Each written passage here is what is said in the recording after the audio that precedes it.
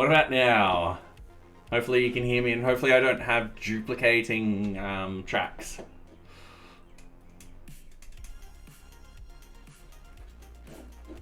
Right, I better. Alright, sweet. Yep.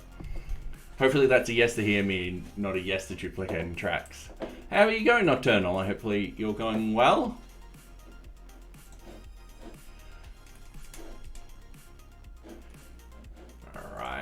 What user am I logged into? Dark admin. Alright, let's move over into, who's this one?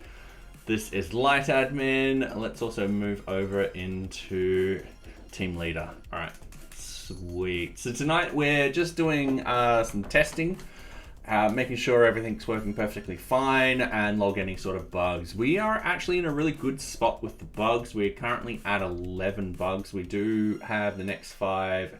Hi Pip. We have the next 5 scheduled.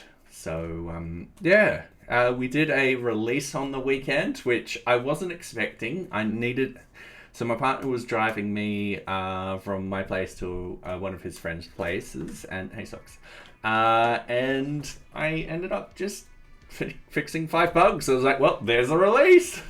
So yeah. All right, Socks says hi.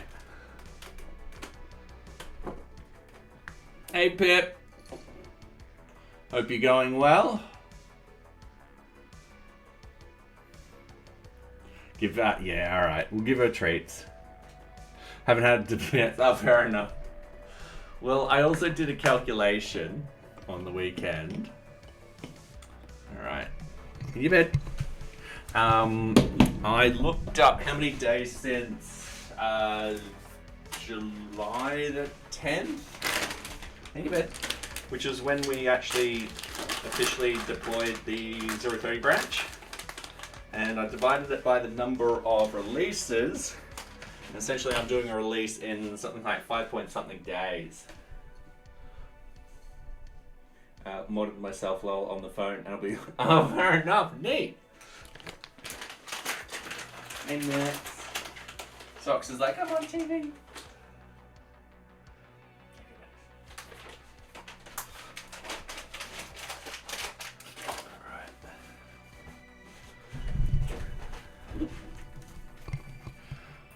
Okay.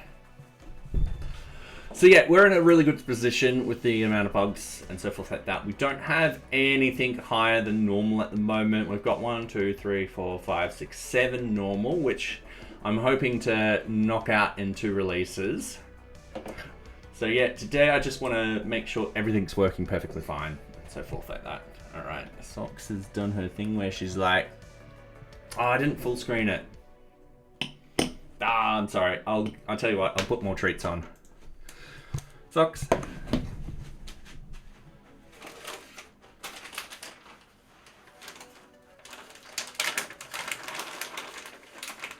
on, Socks. In your bed.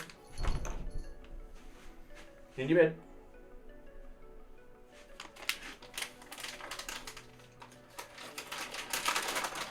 Chew the treats.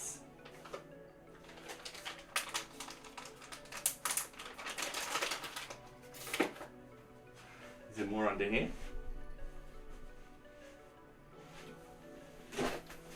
You don't know if I put one under there, do you?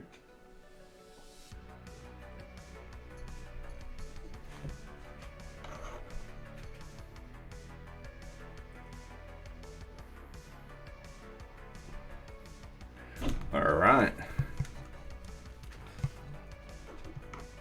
Let's jump into it. Okay, so I don't need to build anything or anything like that. We're just off the main branch at the moment. I'm just probably going to use the team leader to start off with.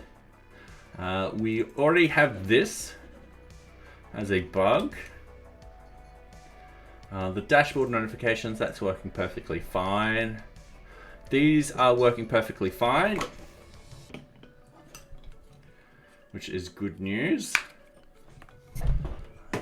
And I know if we assign myself to a card, so if I go in here and I go users, assign, team leader, like so. they'll be up here with the card, and if I click on card, it'll open up the card. So that's working perfectly fine. All right, so I'm happy with this. This is showing up correctly. Cool. Let's see if we can actually get to places where I shouldn't be able to. Oh wait, is that team leader? Yeah, that's team leader. Who's this one? This is temp admin. Okay, let's log out. Let's go admin. Let's go normal admin to this particular one. Let's open up some places where I shouldn't be able to get to.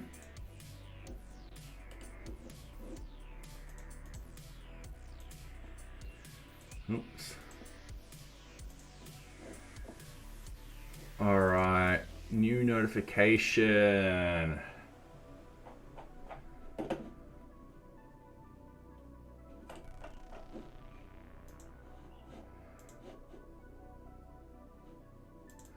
All right, this is weird.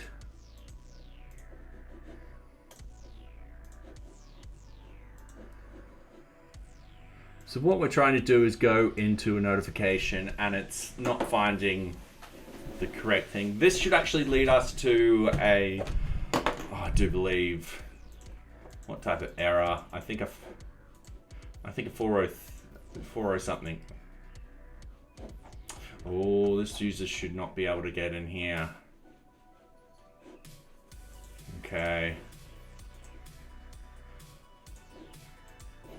403 access denied, which is what we want. So we just found 2 issues. So we just got to double check it.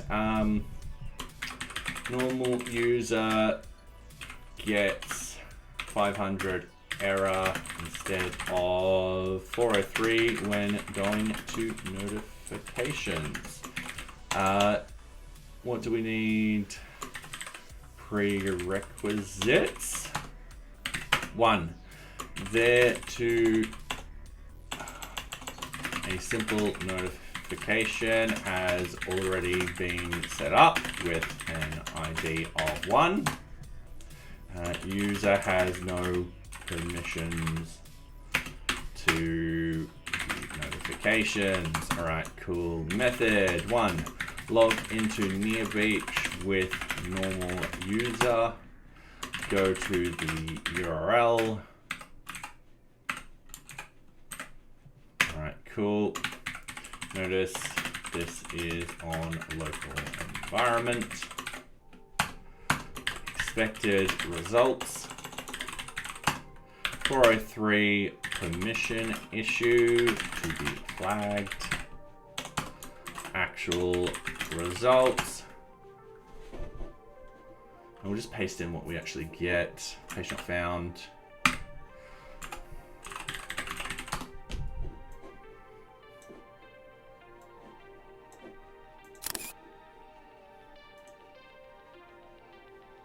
I hate when that happens.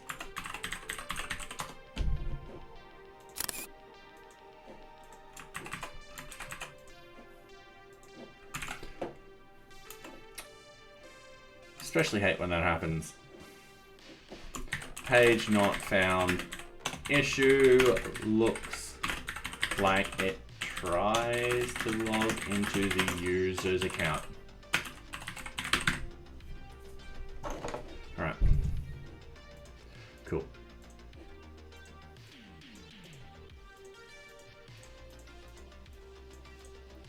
There we go. Priority. This, I'm going to say, is a major one in the sense that it's dealing with permissions and so forth like that. I want permissions to be airtight. This is a bug. This is submitted. This will be assigned to me. This is part of permissions.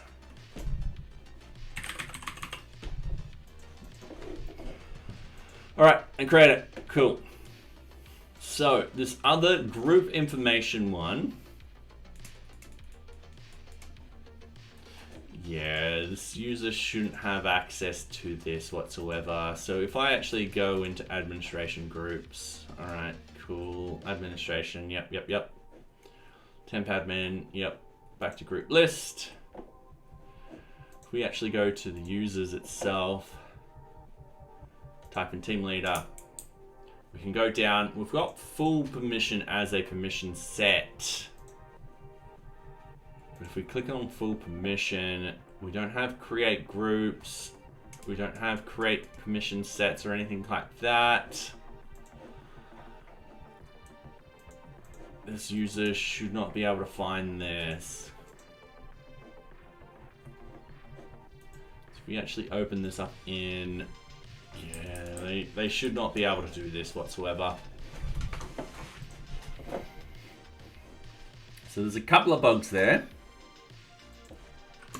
Normal user has access to CRUD groups.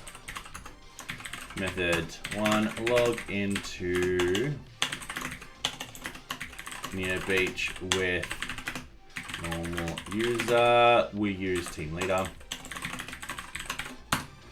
Go to the URL.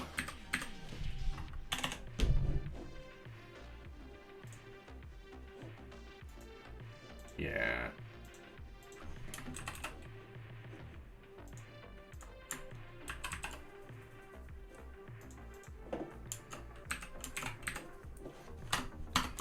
Expected results, user has no access. Get a 403. Actual results, user can access. All right, oops. I was meant to hit that one. I'm going to copy this because there's going to be a couple of similar bugs. So this will be definitely major. This is definitely a bug. This is definitely submitted.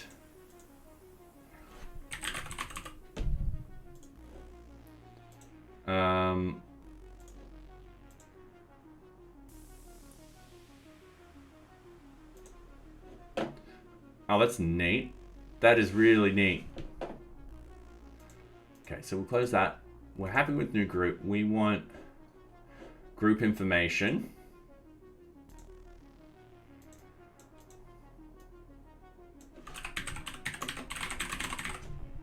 The best thing is we can key in number 1. Okay, copy of this issue.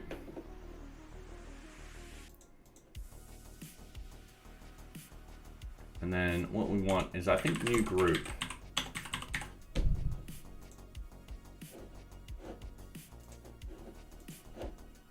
Yeah, just new group. Okay, and then we create. And what I'm going to do, I'm going to unstar these.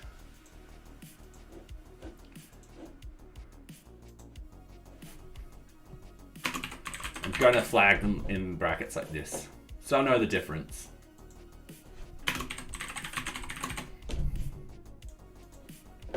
But yeah, a user should not have access to these whatsoever.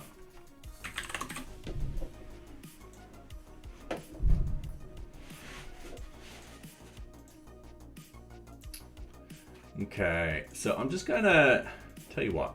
I'm going to close this, close this, close this. I'm gonna close that one too. So search notifications, open up in personal. Groups, we want to open up in personal. Permission sets in personal and users in personal. So we can search permission sets, we can search users, and we can search notifications. All right, so yeah, we definitely are adding in quite a number of bugs. Just as we get down to 10, we find some more. So normal user has access to CRUD. So what I'm going to do is I'm actually going to copy that. Hey socks. Oops, that's my bad. So when I create a new thing, normal user has access to, and then we're going to go users. And then we're going to go method 1 log into NearBeach as normal user. Actually, I'm going to duplicate this because what we can do is we can copy the same stuff. And hey, Jay, how are you? I hope you're going well. How are things going?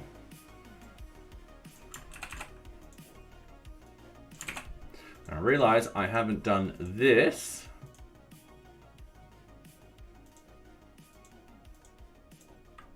Yep, all right. That's gonna...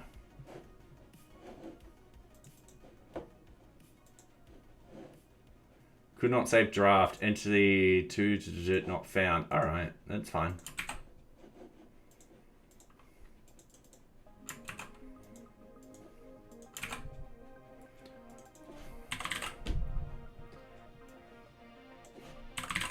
Just edit it like that.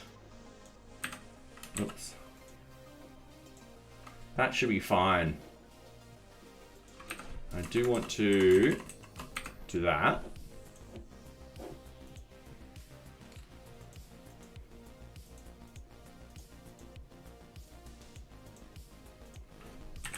Permissions. You're good. Did you hear something about search as I joined? Yes. Sorry, this is essentially a user. Normal users shouldn't be able to get into search users in NearBeach. So yes, that's what the search was about. How's your project going? I've been meaning to sit down. Hopefully tomorrow I'll have time. Yeah, it's a sneaky permission bug. So yeah, hopefully I'll solve these issues in the next release. So yeah. As these are major, they'll probably push out what I've already scheduled for 03023, but that's fine. It's fine. There wasn't anything major in that. So, yeah. All right, we want to copy of this issue. So we've got the user new. We want search. Oh, I swear to you sometimes this is...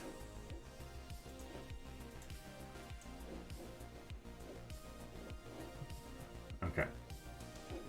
Is there a way where I can create something from here?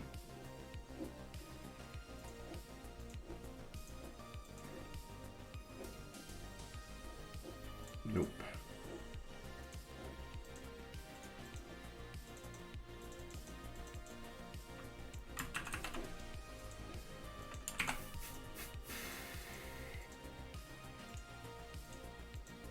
All right, let's try this again. So normal user has access to user and then search. And then what I did want to do is click over here and double check the URL, which is search users, but for some strange reason, it just decided to close stuff on me. Things do not like to work around me. All right. This is, yep, all right, priority. This is major, bug, submitted, myself, permission. And then we want to create a copy of this issue. And then what I want to do is I want to see if, good. All right, so that isn't a bug. They can't actually gain access to the user themselves. Sweet. So what we want to do is we're done group. We're now on permission set. Okay, permission set, they don't have access, but they have access to search. So it has access to permission set search.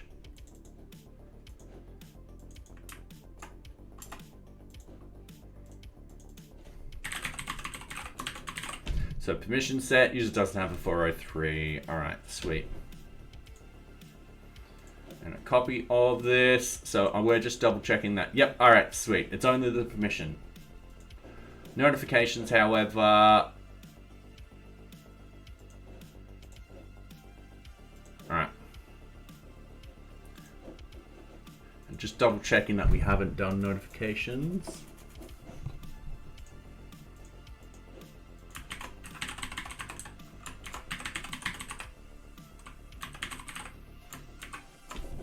Normal user gets 500 error and said when going to notification.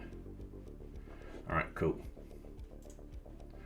So what we want is notification and then with the search.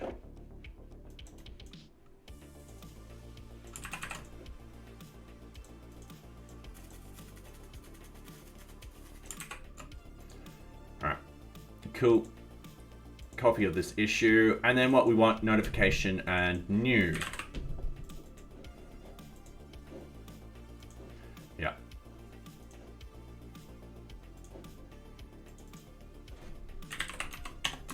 new notification. All right. And then we just create. Sweet. Now that brings us bugs. That's 10 bugs right there. Technically that will happen in 2 releases, but what I can do is I can actually do that in 1 release, because what I need to do is implement a decorator that deals with those permissions, and then everything should be fine. And hey, Sandy Lee, how are you? So yeah, I just found some 10 bugs. So we'll be able to solve them, I reckon, in 1 release. It just requires a single decorator, and then just applying it to the functions or methods, however you want to call them, and that deals with those particular sections of the website. So for example, it will be for all the CRUD of the administration section. So yeah, this is why we test. We'll go back to the dashboard. So we just tested those with the normal user. The profile and the logout should work perfectly fine. I have used the logout tonight. The profile should be fine. If I update this to this, we don't get an error.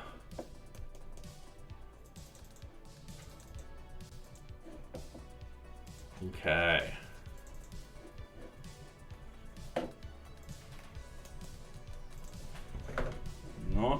Not a problem. This is why we test.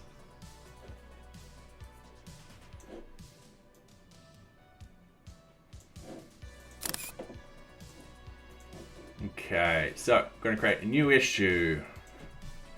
Uploading large image to user profile yields no errors.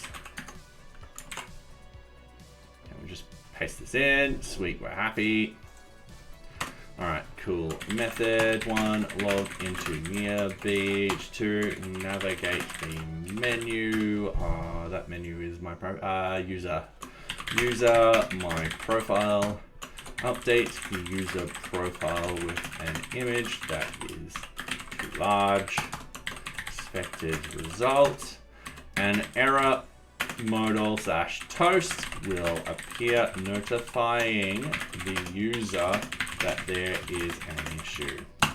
Actual results, nothing but console log errors.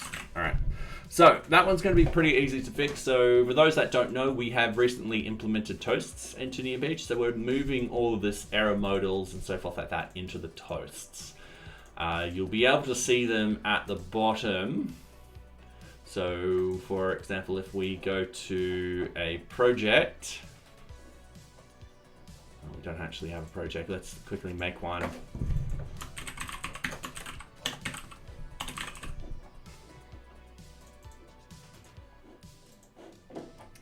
If we update project, oh, is this old code? This shouldn't be old code.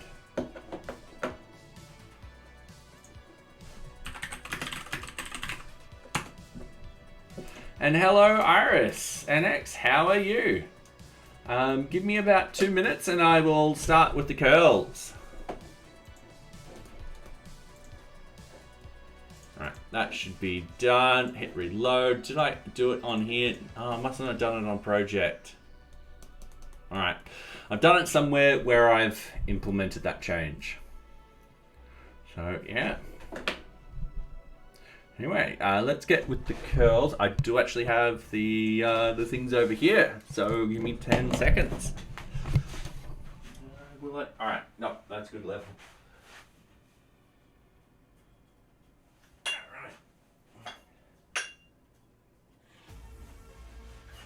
right. Okay.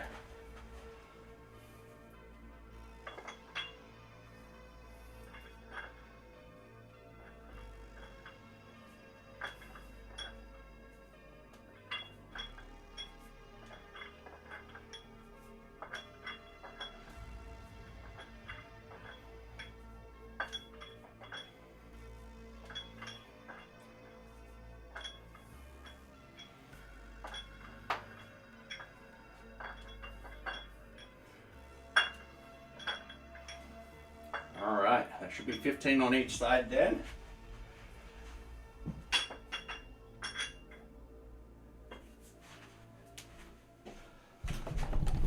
Okay.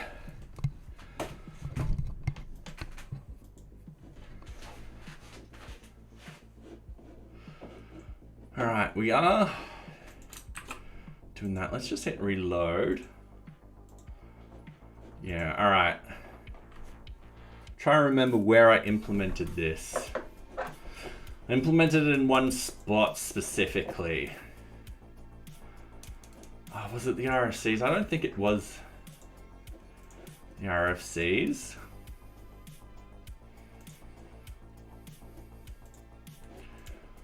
So yeah, all of those are modals. Before we actually continue, git status.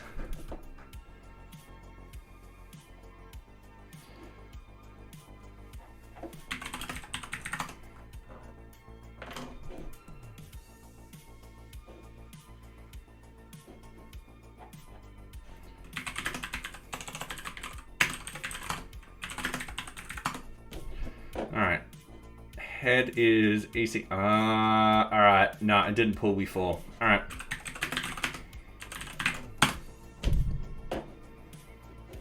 Not a problem, because the code we were testing, we haven't actually modified in a while, so those bugs are still bugs. I do believe the profile picture is still going to be a bug. One way to test it is, let's actually do it. Yeah, it's still a bug. Alright. We don't use this very often. And I'm just wondering if... There we go. So when we have something small enough, we do... sorry, I'm laughing at the image. We do... That functionality does work. Can love it. Alright, so... Just double checking this.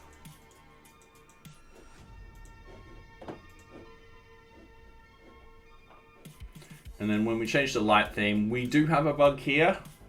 I think I've recorded that.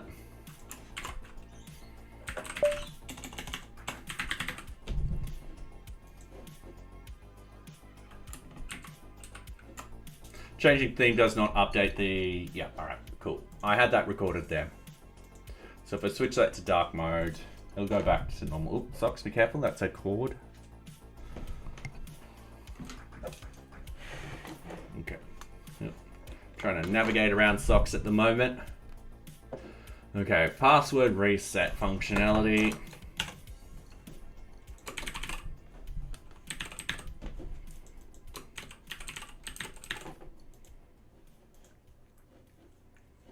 Oh, all right.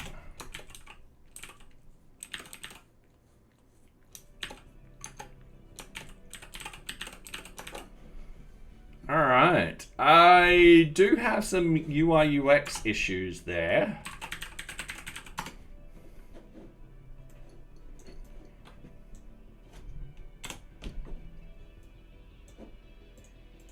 Oh. Sorry, I literally... After fiddling with that, it literally moved it somewhere else.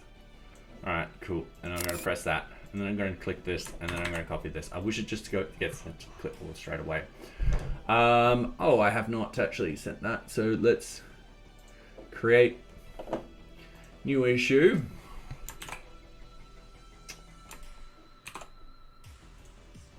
Yeah, things just don't want to work for me tonight.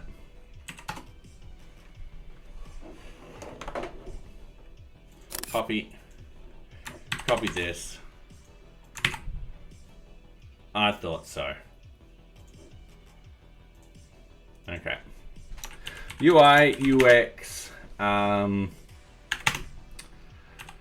resetting user password does not notify user why update password is disabled. So this is a validation issue, and we can fix this by getting it to send back those validation issues. It'll be pretty easy to do. Method 1, log into NearBeach to navigate the menu. User, my profile. On my profile, reset password. Expected results, the password modal will inform the user why the update password button is currently disabled. Actual results, no such informative information is relayed to the user. Using my big words at the moment.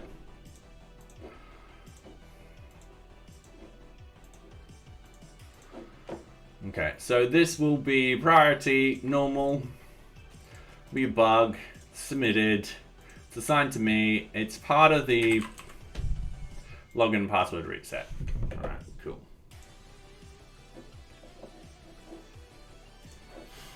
Easy done. So now we've got about 21 bugs. We're just gonna update the password.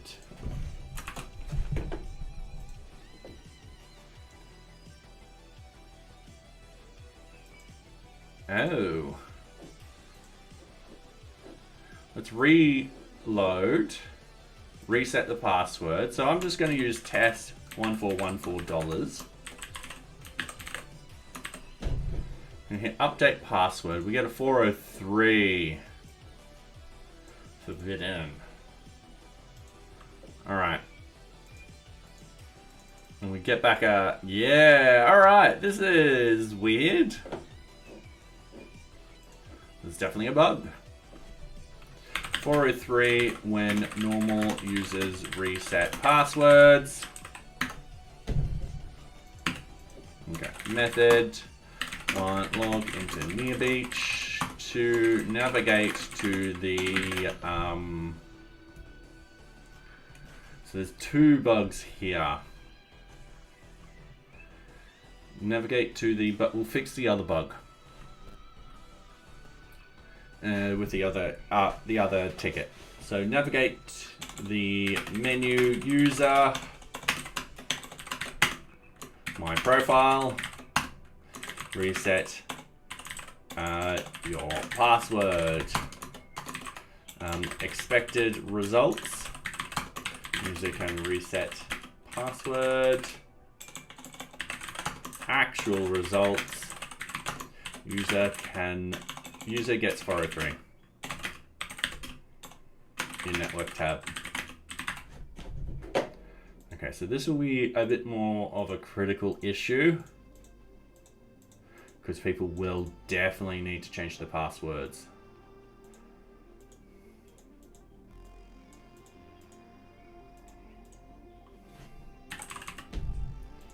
All right.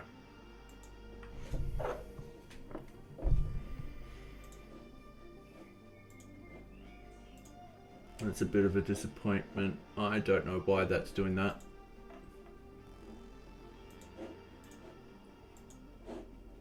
It's updating the other information perfectly fine. The user profile information showing perfectly fine.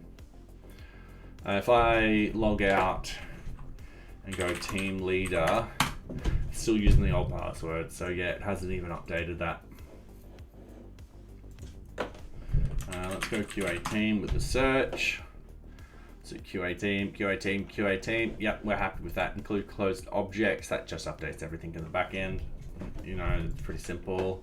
So list all. Yep, that's working perfectly fine. If we go team leader, that works even better. We are sending out a large amount of data here. So I'm going to call that a bug.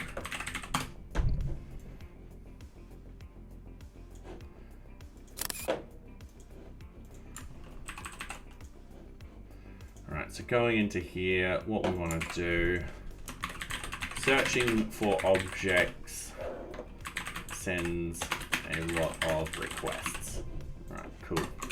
Method 1, log into NearBeach, search for a, go to the navigate the menu list list all objects. Use the search field to search for any object. Expected results. Any single search query is sent to the backend. Actual results. A large amount of searches are sent. Notes. This should work by setting a simple timer. When the timer finishes, that is when it sends for the data. Anytime someone types in the search bar, that timer is reset. Alright, so the idea with the timer is if you're constantly typing, it won't go off. So that way, when you're finished typing, which I think we give it about half a second or something like that, that's when it gets the data. And the idea with that is, because you can type, let's say 10 letters or something like that in a second, or however long it takes you to type something, you don't want it to send 10 requests, you only want it to send one. So waiting X amount of time is ideal. All right, so system class, let's go search.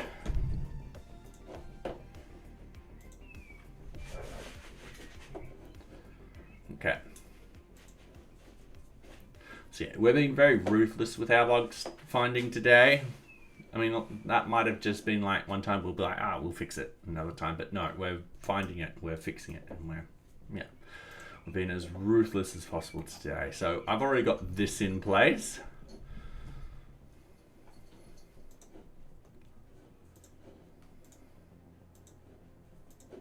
Add users to request for change. Oh. I don't know why we've got it like that.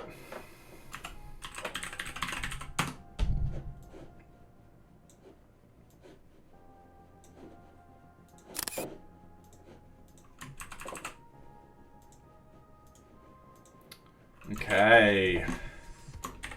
Request for change.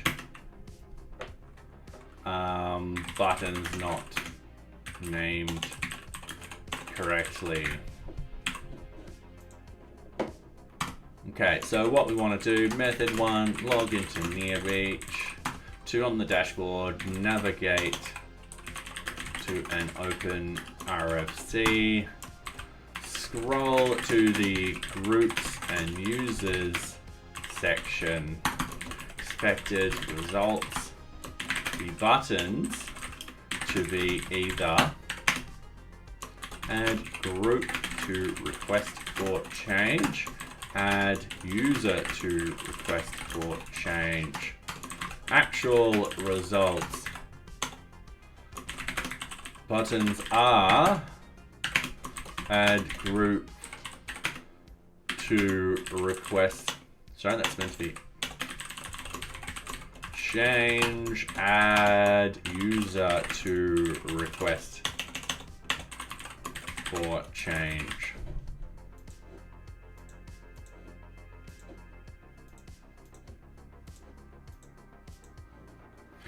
All right, so priority. This is going to be normal. It's not a big issue whatsoever. Request for change. All right, create.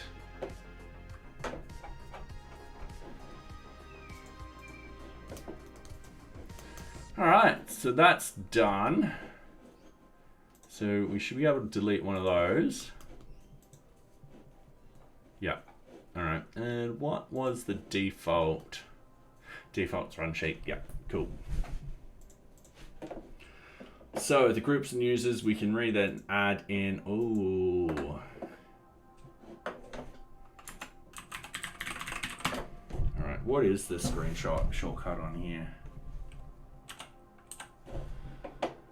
I gotta find out.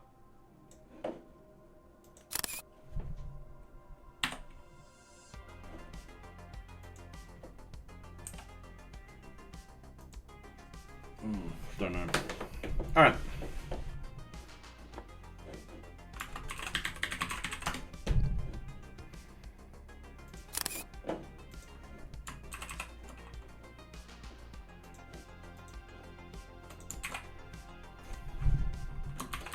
Dark mode not working in NSelect on add group wizard. All right, so what we need to do is method one, log into NearBeach to navigate to an open RFC to go to the users and groups section for add a new group. Expected results when using dark mode, everything is in dark mode. Actual results, the NSelect here is currently in light mode. So could be a really easy fix.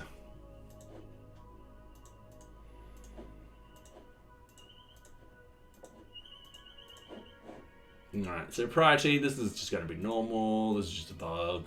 This is progress. This is submitted, assigned to me. This is RC.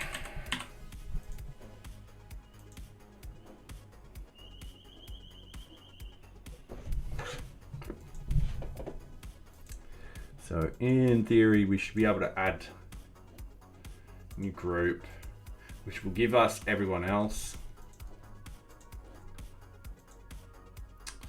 Oh, all right.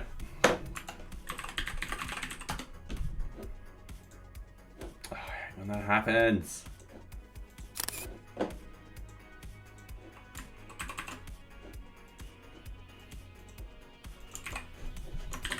Re-adding more groups after adding group does not clear the select. Okay, method one, log into NearBeach to navigate to a request for change, an open request for change. 3, add a group, add a single group, and save. All right, cool. Wait, go to the users and groups section, add a single group, add another group, expected results, modal to have previous group cleared out of the select, actual results, cause the previous added group has not been cleared out of the select. We can see the ID of the previous group.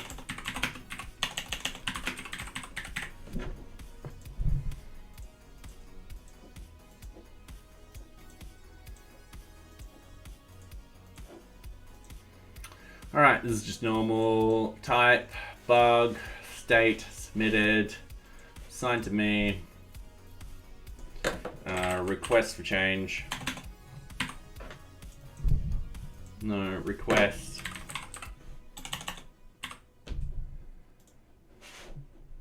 correct. A lot of these will affect multiple, so what we'll do is we'll just we'll solve it for one and retest for others. So, yeah. Okay, so we've just done that, close that. We're fine with that. Add users. This is probably going to be the same issue. No, all right, that's good.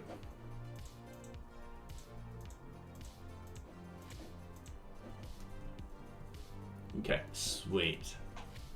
I see team leader has the same image, so what I'm going to do is I'm going to update my profile. I'm going to pick Max.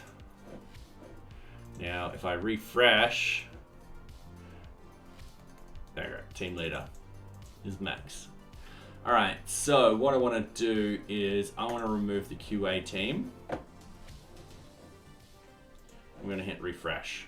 Don't have access to this page. Awesome. That's fine. That's what we want. I'm just going to copy this. Cheers. Thank you very much. Probably embedded. Welcome, welcome. Yeah, so this is NearBeach. This is a project management system which I've been sort of building up. Still in alpha. Yeah, so tonight we're just bug testing and so forth like that. Dreaming of owning a home, head over to the Questa Learning Center. Sorry, was that meant for here, Sandy? Alright, so we do have a complicated bug here. The idea being is that this team leader, team member, team intern, read-only, limited user, and temp... So let me say that again. Team leader, team member, team intern, and read-only, and limited user don't have access to this because they're not connected via a group. So we need to get those removed. Moving users, users not removed from object when removing their group. Currently there's only 26. So what we've done is we've crunched as many as possible, and now we've just been very nitpicky to it. Another bug, yep. So yeah, I'm trying to think how many bugs we actually solved when we did the release. So I think it was 70 something. Oh no, at that point we had 40, so then 20 in the queue, so that was 60.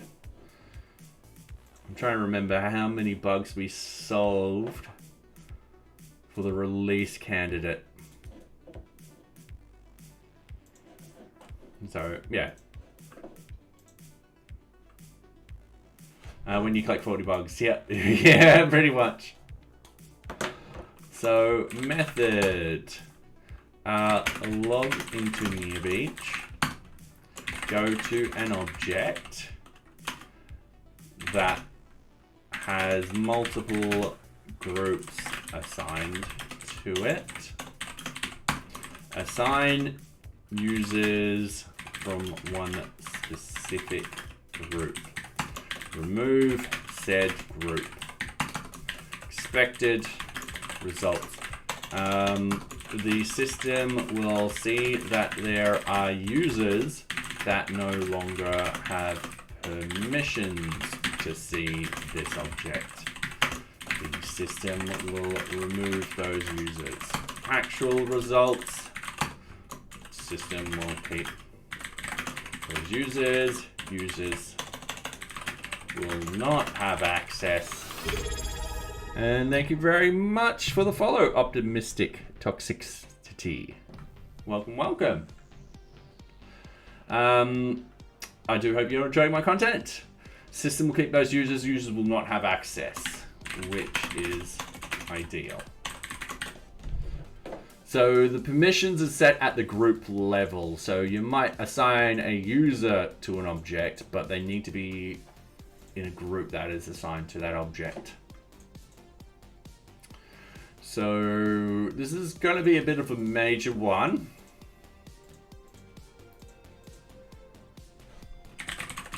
There's definitely permissions. So now we're up to 27, so we found 17 tonight. So the instant with this request for change for, if I go and add in QA team, this person will have access. Perfectly fine. Now, you could argue being like, oh, but what if someone accidentally deletes that? And you're right, someone could click on that. That itself would be a UI bug. So what we need to do, UI, UX, users can accidentally remove a group from an object. Method 1, log into NearBeach to navigate to any open objects. 3, go to the users and groups section. 4, click on the delete a group. Expected results, user to be prompted before deletion. Actual results, we've just deleted.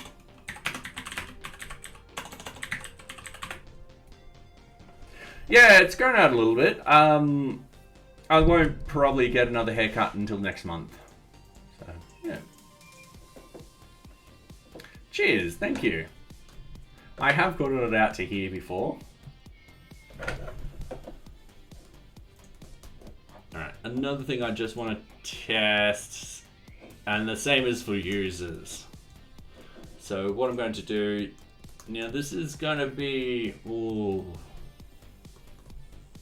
going to say major problem because it is going to, it can affect people. But I'm going to copy this issue. Users can accidentally remove a user from an object.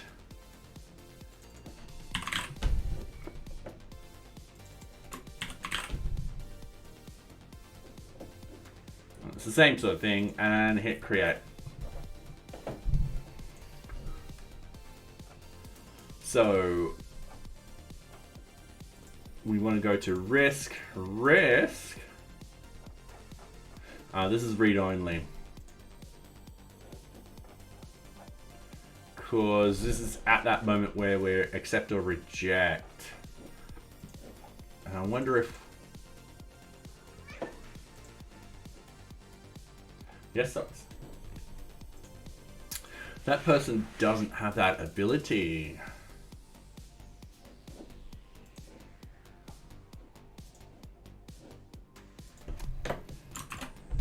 This is the problem with these sections. I don't use them as often, so I'll never find these silly issues.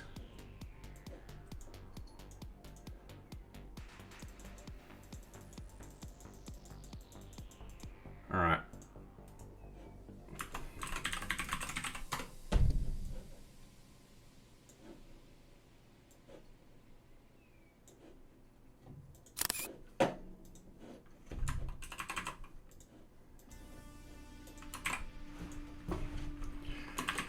Cannot reject an RFC.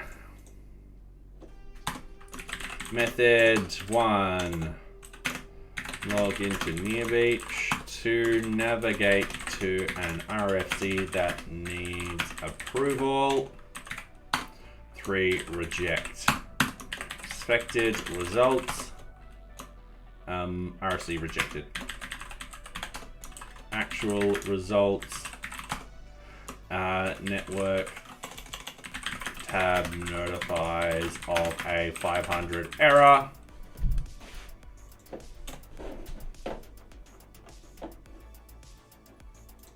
Okay, so this is definitely a showstopper. Oh, it depends. Can I approve? I can approve. Yeah, technically a showstopper. Still. And what I want to do,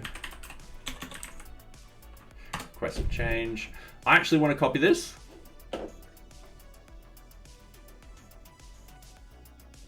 All right. User not, no feedback. Back when RFC,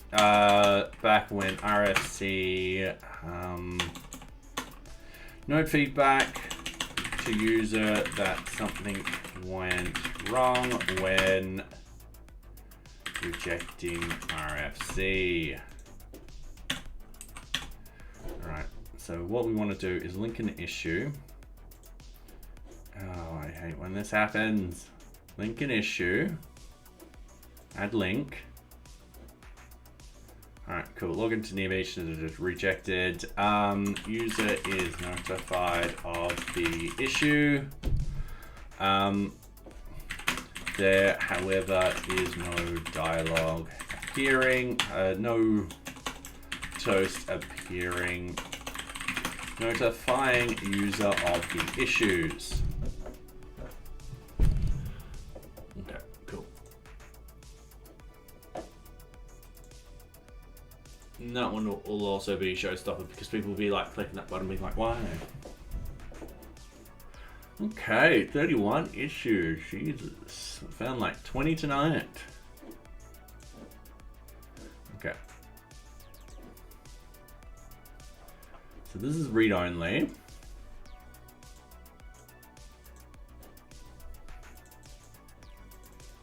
User does not have access to it because they don't have access to the group. Yeah, because we just deleted the group.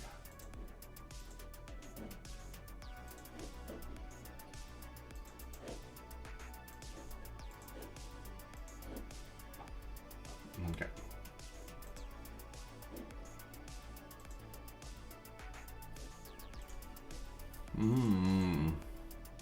This is a bug too. So we shouldn't be able to edit the groups whatsoever once the RFC starts. So let's get out our screenshots.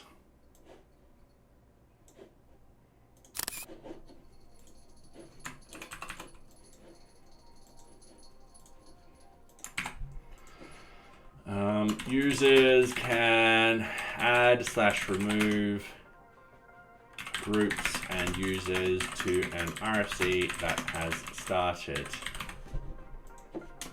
Due to the complexities of RFCs, groups and users should not be able. Groups and users should not change once an RFC starts, or has once an RFC has been approved. All right, cool. Essentially, what we need is a read-only section for this. This should be read-only. So this one will be just normal. I don't see this could be a problem. But yeah.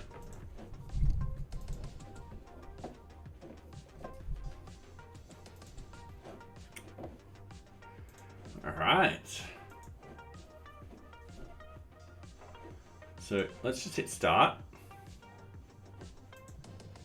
Yeah, read-only mode.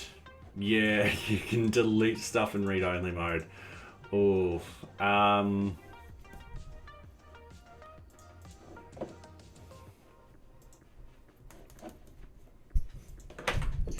Even in read-only mode, we can modify this data. We'll need to implement a fix for that.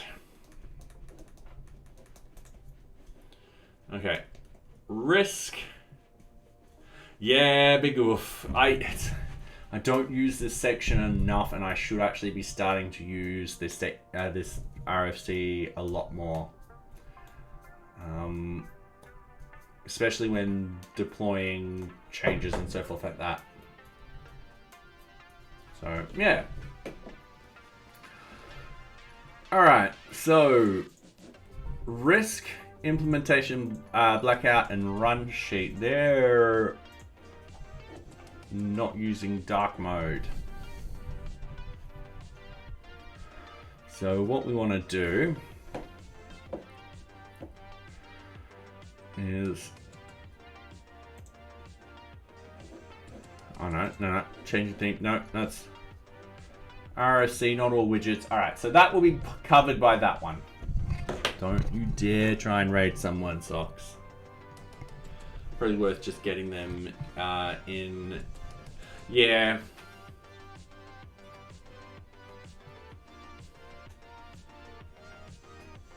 Yeah, I should have picked up on the... Actually, did I pick these up on an E2E script? Because I do take screenshots. So yeah, that will be covered by that. You can have them run overnight.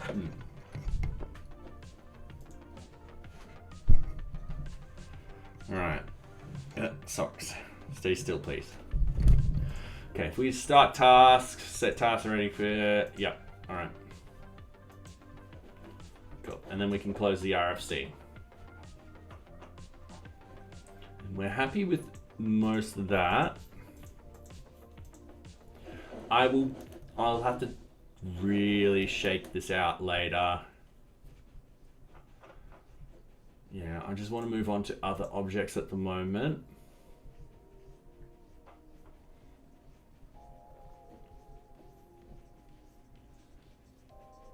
Let's go a simple Kanban board. So the simple number 4, yep, all right, and then swap those around. 4 on top, yep.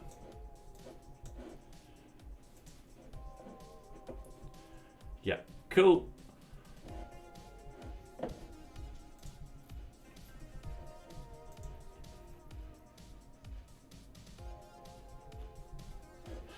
Did you know you can set up your own machines to run GitHub Actions on, then you don't have time limit issues? Oh, neat. Yes, yes I did. Yes. Problem is I use multiple machines. So I have to set up everything on multiple machines. I've got a team license now.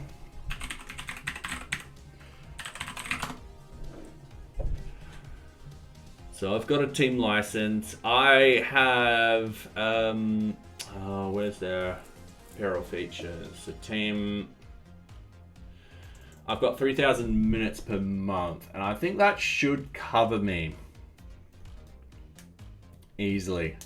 And I've gone from 500 megabytes to 2 gigs, which 2 gigs will definitely cover me. I'm just trying to think how will... Because yeah, the only actions I'm doing is the Docker stuff and sending stuff to the CDN. But what I'll also be doing is soon I'll be implementing the build functionality. Is that over all repos? I do believe so. Yeah, I do believe it is over all repos, not per. But, you know, 3,000 minutes is still quite a lot. I don't think I've hit anywhere near the 2,000 minutes per month. I will also be moving a lot of my end-to-end tests and unit testing into Circle CI soon. Because I've also got to change my Circle CI sort of stuff once I move NearBeach under NearBeach.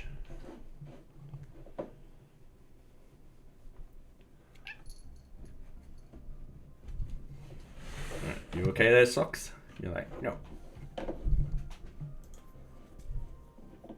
Alright. Socks, leave my iPad alone. Thank you. Alright, so what we want to do, let's do this as a highest. Let's move these around. We'll stop there and save and close. Ooh. Didn't update the colors. Because now that's the highest. Oh, the card priority didn't save. You could have something where you push it to a testing tag instead of a release tag, and then have a CI on the local machine to pull down changes and test it.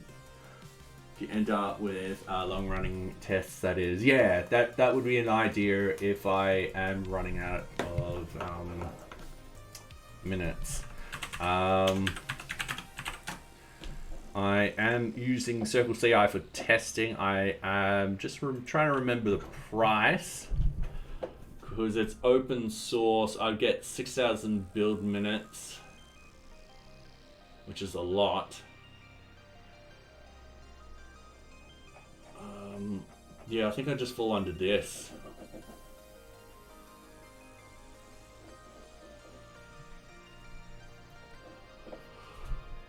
I don't know if yeah. I mean, that's a lot.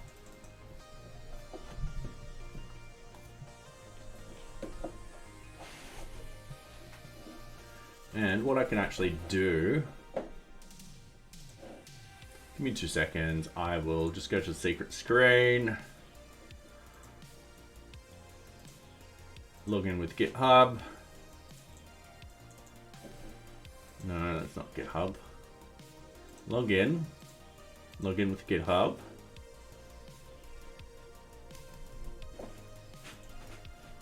So if I click on plan,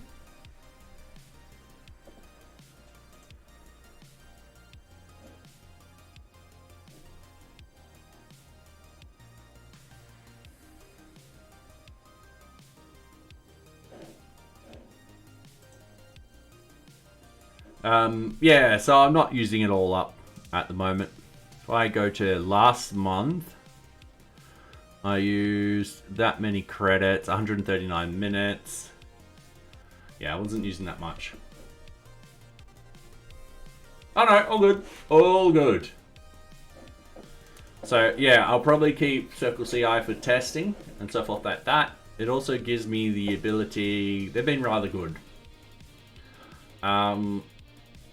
So for example, I can go down into the commit, I can open up the builds. Oops. I've clicked on the commit number, sorry. I've got like the running of the tests, I've got it printing out what I need at the end, and I've got artifacts and all that kind of stuff, so I can click in here and go to index. Actually see my coverage for each file. Notifications is 39%. So what I would do would be like, all right, cool, I can actually access a lot of this and add this in. Now I think this is dropped down to 69% again because I probably added in the notifications recently. So I'll need to update my, yeah. Hopefully this month I'll add in a few more unit tests and get that up at least to 75%. And hopefully I'll get the unit tests for the VueJS stuff done. Yeah. Oop. So yeah, I'll probably use GitHub Actions to deploy NearBeach, Circle CI for testing. And yeah. All right, so this is actually a critical issue. Okay.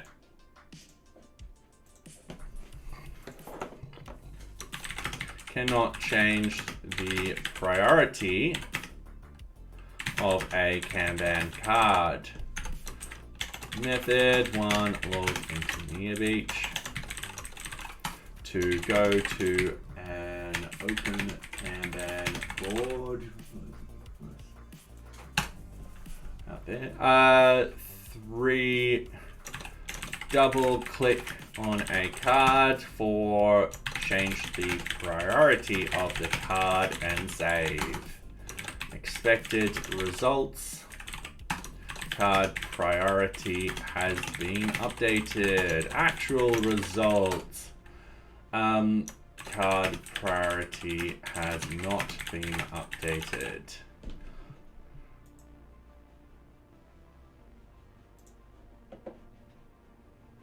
And here I learned that I'm missing an R in priority. So this will be critical bug because there's no workarounds for this. Submitted to me. This is card, Kanban card, and we'll just go create. Okay. That is annoying. Let's update the description though. I've added in a description. Save and continue. So a toast will pop up here eventually when you hit save and continue, so people know, oh, okay, cool, it's been saved. Notes, I'm adding in a simple note. Cool. And it's just a simple note. We might change the design of this.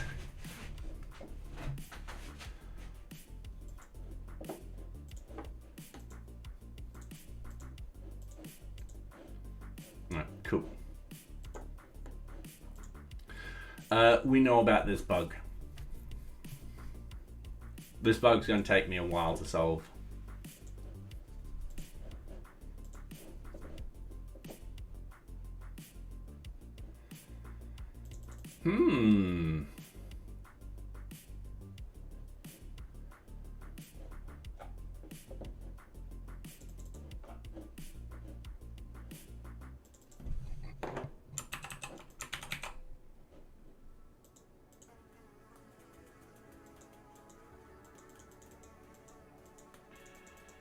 Why didn't it find private?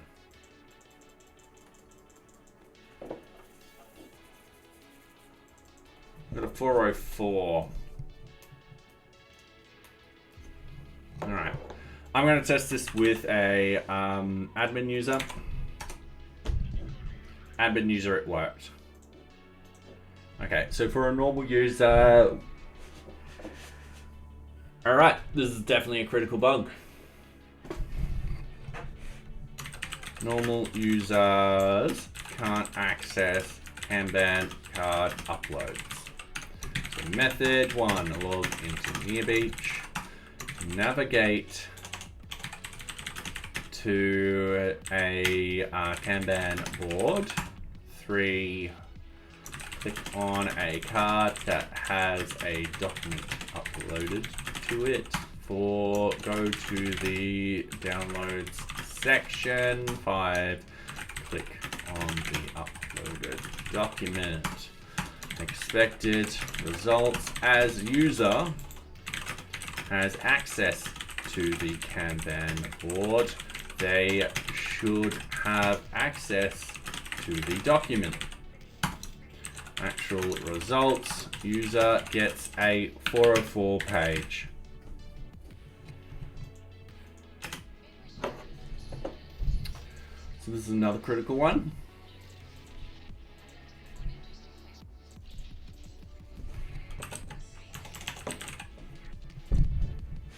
All right. Gotta just neaten this up a little bit.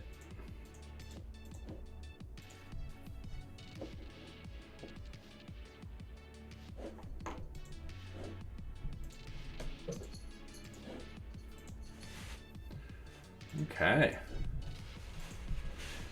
We are finding a lot tonight. And that's why I've jumped down into normal user, because a lot of the times I'm in as admin user, I think this is a permission issue, which I just haven't found, because whenever I use NearBeach, I'm using it as an admin. I need to dog food it more as a normal user. So, you know, it's just a permissions thing.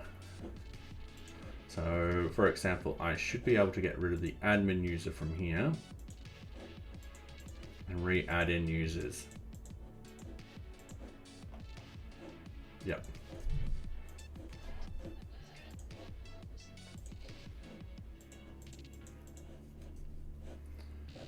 All right. And I should be able to delete that. Yeah. All right, sweet. Cool. Now, could close that. So this person can actually edit the Kanban board.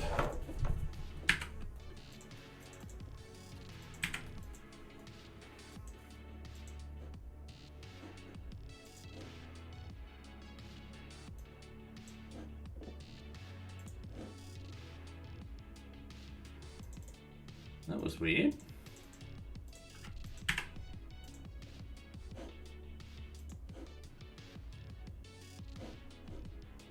All right, another bug. Editing columns/levels of a Kanban board is not updated instantly.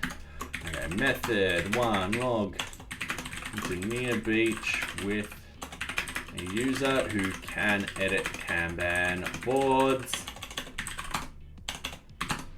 2, navigate, go to a Kanban board.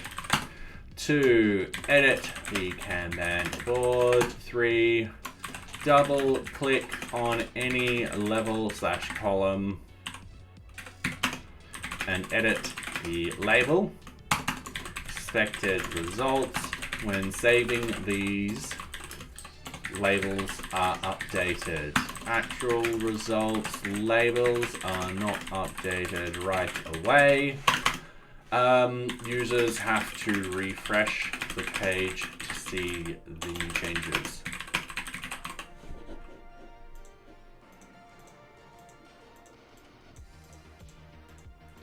All right. This is, I'm going to say normal priority. there's a workaround for it.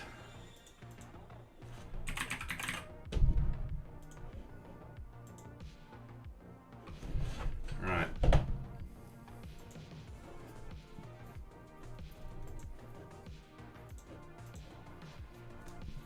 Oh, sorry.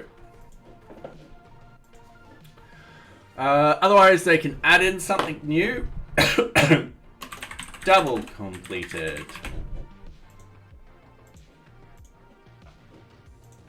And add a level, another level. Now I wonder what happens if I click on this. Click on this, save changes, and then add another level. Yeah, alright, it doesn't update everything. We can remove the QA team. We can add the QA team back.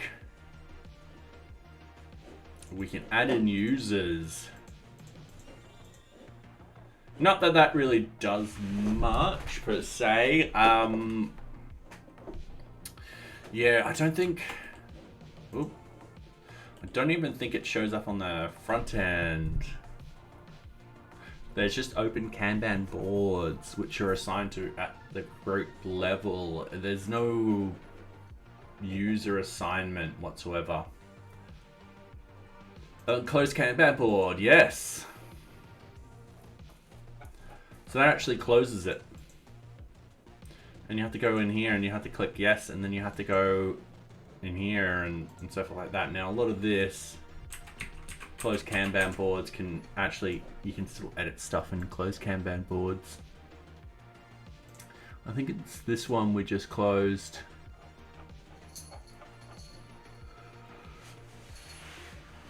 Oh, sorry.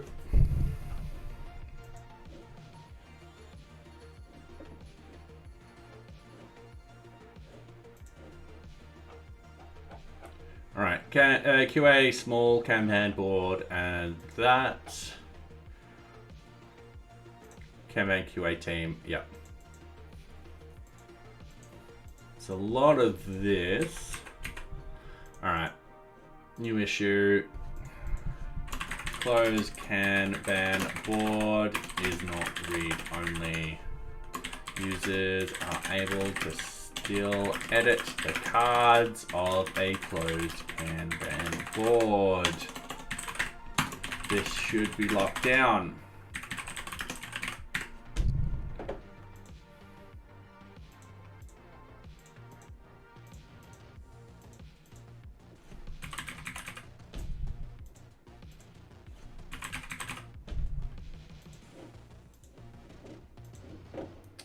All right, let's take a screenshot.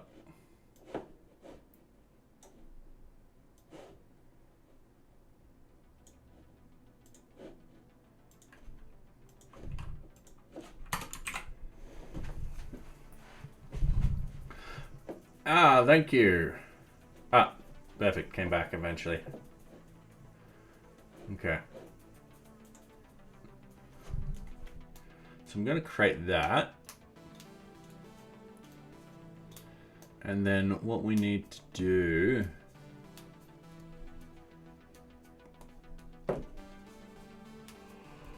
Oh, sorry. Bit of a yawn then. Holy hell, we have found a lot of issues tonight. Oh, I've got to solve them though. Okay, take screenshot. Danger zone still appearing.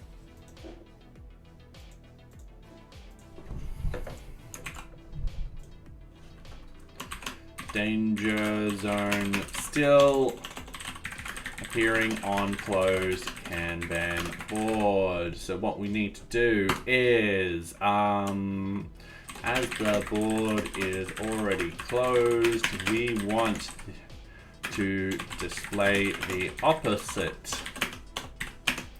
We want a restoration zone where a user can easily reopen a closed Kanban board. I'm going to say this is going to be a bit of a major one because at the moment you can technically restore a Kanban board. And the idea is what you do is you go into the admin office and you're like, all right, sweet. I'm going to change the status of this Kanban board. As simple as that.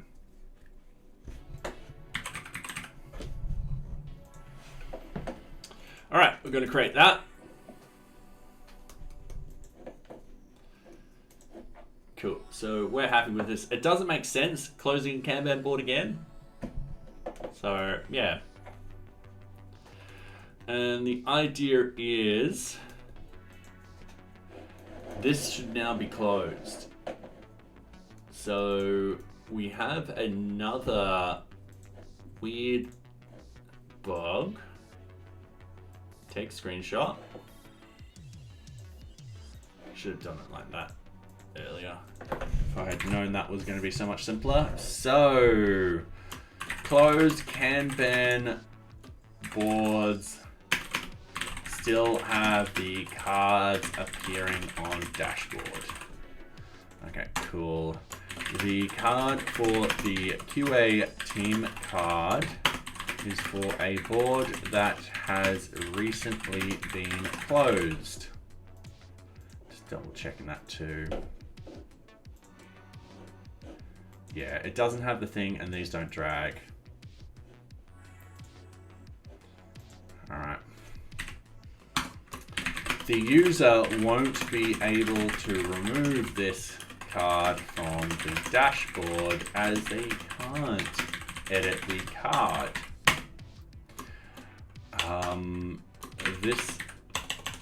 In this particular case, these cards should not be appearing as the Kanban board is considered closed.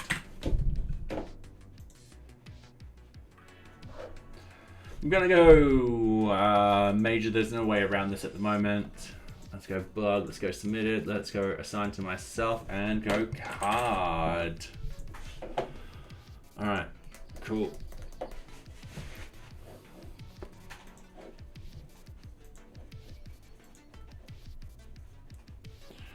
All right, requirements. What I want to do is all right, this has a requirement. So what I'm going to do, I'm going to close this requirement. Everyone's happy, this is closed. This should also be finished, but I can still edit it. So, requirement item still can be edited when requirement is closed. Okay.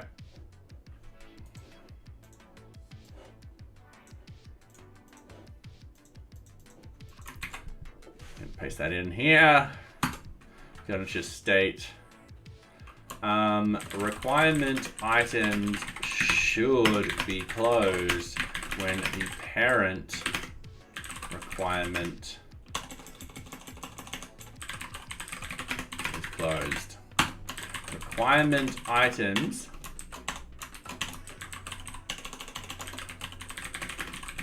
should not be editable when the parent requirement is closed. All right, so this is definitely a bug. Ooh, this is taking forever. This, we're just gonna go normal at the moment.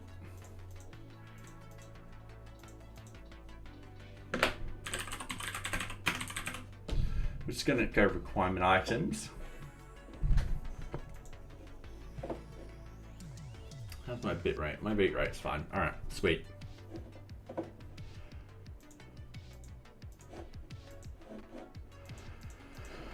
Now, just double checking notes. We've got our documents still here. Upload documents.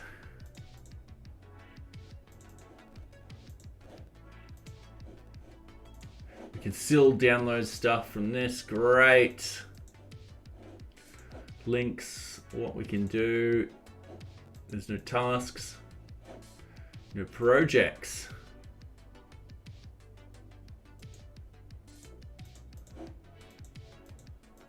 All right, that's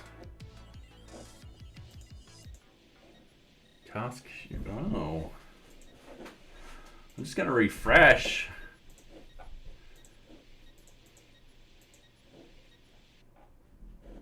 All right, that shouldn't be happening.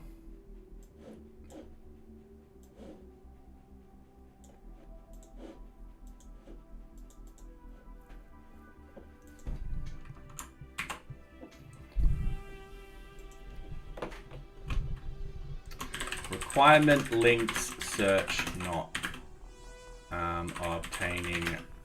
I'm not displaying results. All right. The problem with the screenshot above, one, the default search SVG has not disappeared.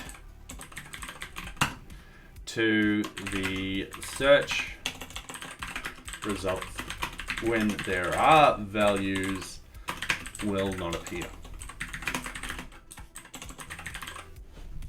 All right, this is definitely a showstopper.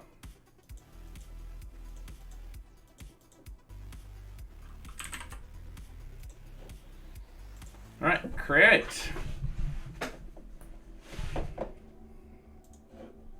Now we're up to 40 bugs. I reckon the next couple of releases is they're going to be more than 5, just to get all of this out as fast as possible. Or I'll probably be releasing a lot faster every couple of days, essentially. So do several fixes and then release. Do several fixes and then release.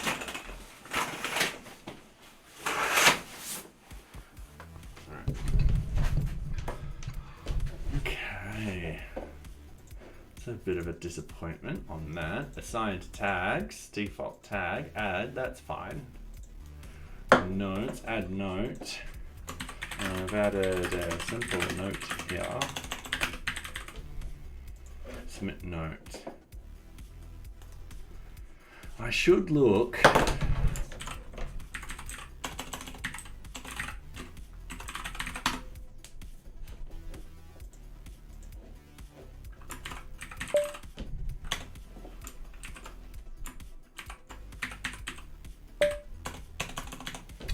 Oh, where do I put the notes again? Shoot. All right. Let's just take another screenshot for this. Just go loop. All right, I have figured out a UI UX issue. UI UX notes don't have any information on who submitted them. Okay. It will be nice to see who submitted the notes. Have a simple profile picture with a friendly date and time. So yeah, essentially spruce this up. Now this will be just normal. This will be a bug. We're going to say submitted. We're assigning to me subsystem. I'm going to put MISC. We're going to submit that in. So once again we're being very strict with this. This could be a feature, but we're putting this as a bug at the moment. So yeah, I feel like have it so you've got the user profile here, their note, the date time underneath, and then have the ability that users can edit their notes would be good. Now the one problem is, if we add a note here, We can't add note there. Good. User doesn't have access. Access denied. All right. Great. So if we add a note in here, oh, this is only read only too.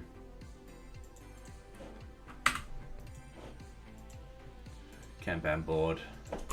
Opened. KB. All right, let's just grab that up. So user adds a note.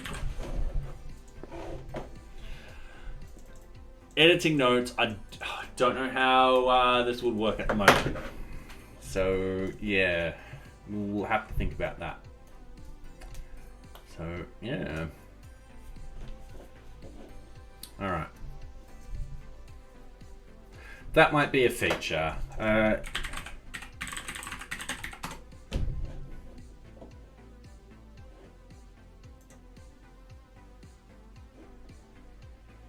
Oh, I've changed my password.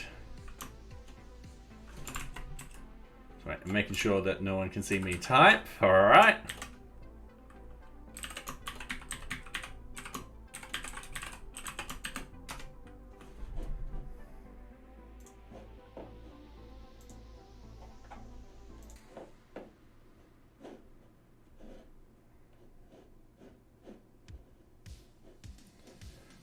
Backlog, that's automation, security, Docker requirements, Kanban boards, projects, tasks, requests for change, organizations, administration. All right, this will be MISC. This will be, let's say, a high priority. Implement the ability to edit notes. Have the ability for users to re-edit their notes that they submitted.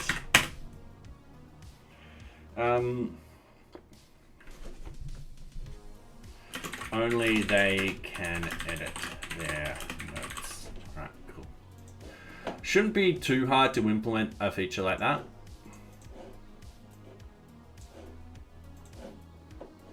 So yeah. We also got to look at sprints and all that, epics and all that kind of stuff.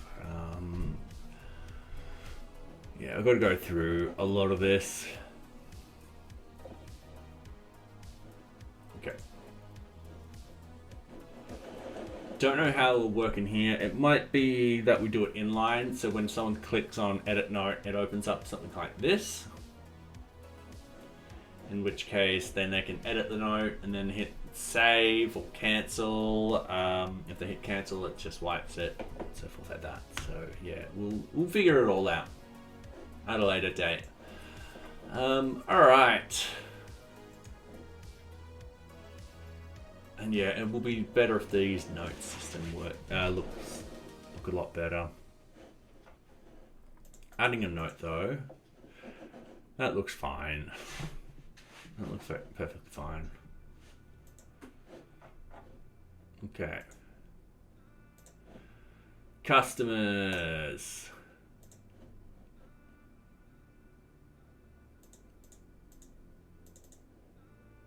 There. Perfect.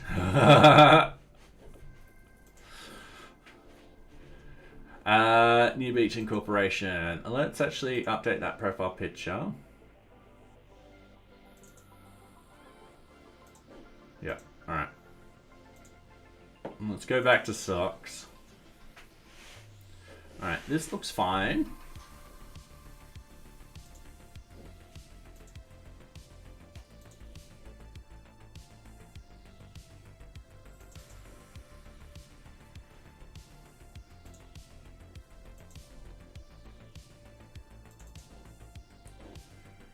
All right.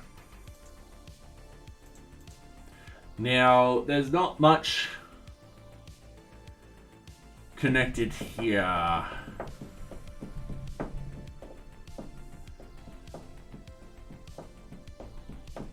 What we could potentially do is add more functionality here. So I'm just going to go back to prod.nearbeach.app. Give me 2 seconds. I'm just going to grab a drink of water. I'll be right back.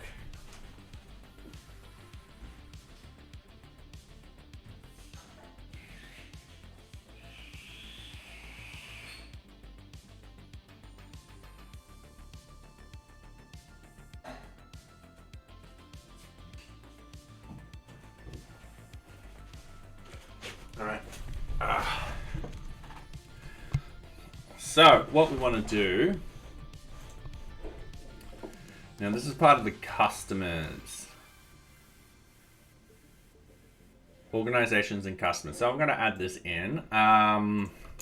Customers have a section that notifies the user which objects currently open objects the customer is assigned to, is connected to. It's got to be a normal priority. So what we want is at the bottom of the customer information page, it might be nice to have some simple widgets that show what current opened objects the customer has been linked to.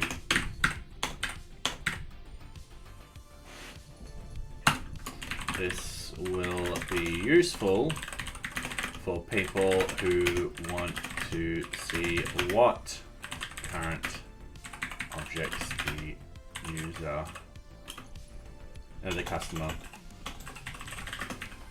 has outstanding. All right, add card. Simple, easy. Can't believe we're past 300 cards already. It's quite a lot.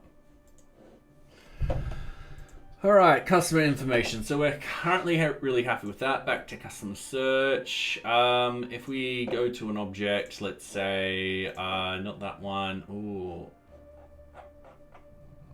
My current object. That is a bug.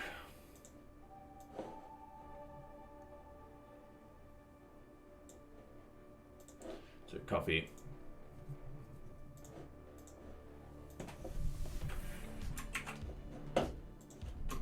My current objects contain object links where user does not have any permissions. This is caused by another bug at the moment. So this is part of the, what did we call it?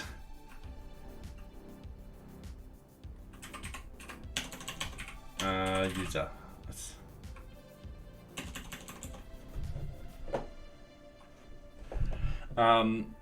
Removing users. Normal users can access. Users can add, remove groups. Load more. No.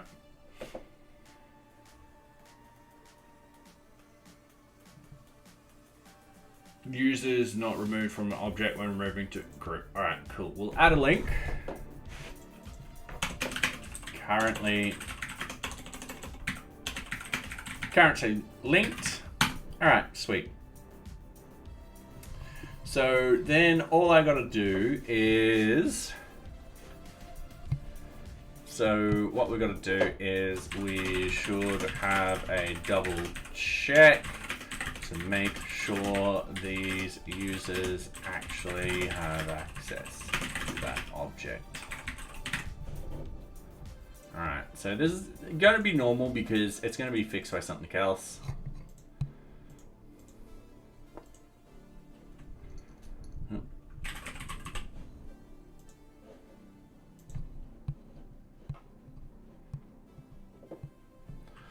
$42 bugs tonight. Ooh, alright.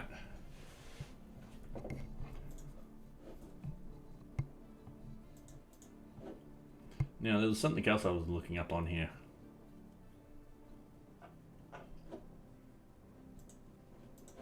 Oh yeah, I just wanted to go to like project. So that's appearing correctly. If we go to customers, add a customer, that's rendering correctly. All right, sweet. Bugs, we've got to implement a new bug sort of system at the moment. So I want to get this updated so I can talk to UTrack. It's not a highly used section, but it's nice to actually have projects where you can assign bugs to it and have those bugs update, their status is updated every single time you visit and so forth like that. yeah, it will get to it soon. Yeah, I've just got to figure out how I can connect UTrack to it, and whilst keeping Bugzilla still attached to it, or whether or not I sort of depreciate this section, because I don't know if people are going to use it. Because yeah, if you add a bug, you got to pick a client and search keywords and all that kind of stuff.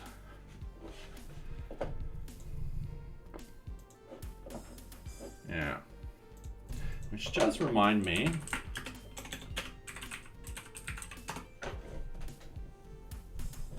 Is there a new version of Bugzilla yet? Because yeah, I feel like we haven't had a new version in such a long time. Yeah. Yeah.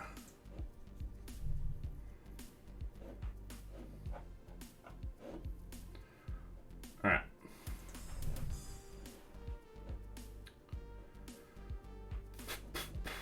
All right, MISC. Let's add some tags in. Cool.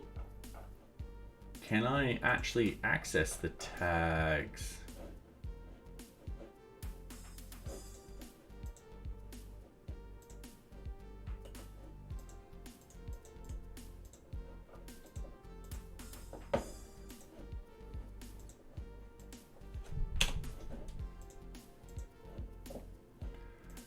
That's going to be a UX sort of thing.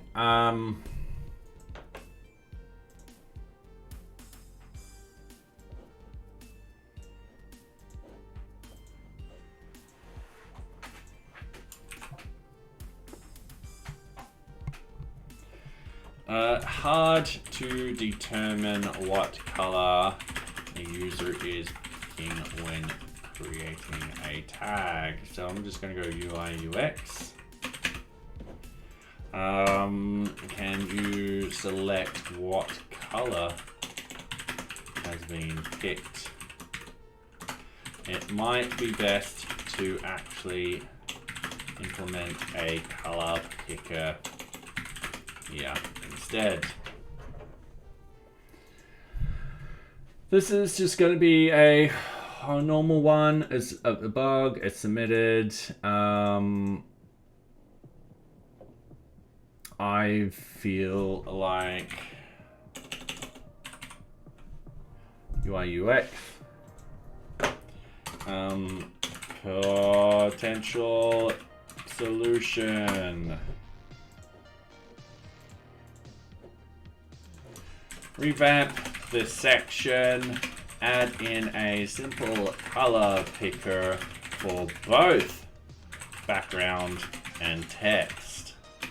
That way the user can customize their own tags. And we want to be able to add in a tag searching ability, so users can be like, all right, I want to search for these particular tags.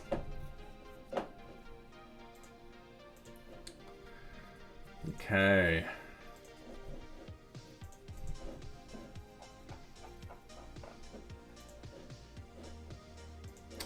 Yeah, that still got me. That still got me. Cool. All right. We have found a lot of bugs tonight. I am slowing down with the bug finding at the moment. I'm probably gonna stop trying to find more bugs tonight. However, that being said, over the weekend, well, actually tomorrow's a public holiday for me. Over the next couple of days, what I'll do is I'll try and find some more, and then keep putting them in here. The idea is we want to bring this back up to sort of crunch all the bugs and find all the issues.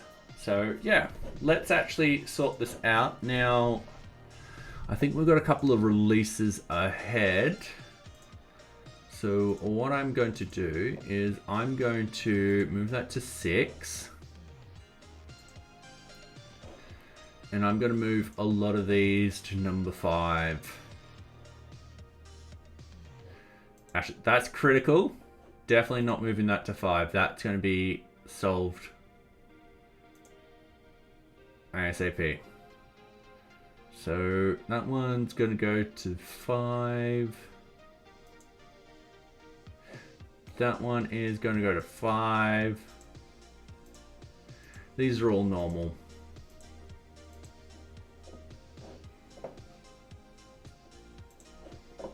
So I'm just going to order by priority in here. So the showstoppers, they're going in the next version that's coming out. Same with the criticals, straight off the bat. 1, 2, 3, 4, 5, 6, 7, 8, 9, 10, 11, 12, 13. Ooh, all right. We have quite a number of majors in there.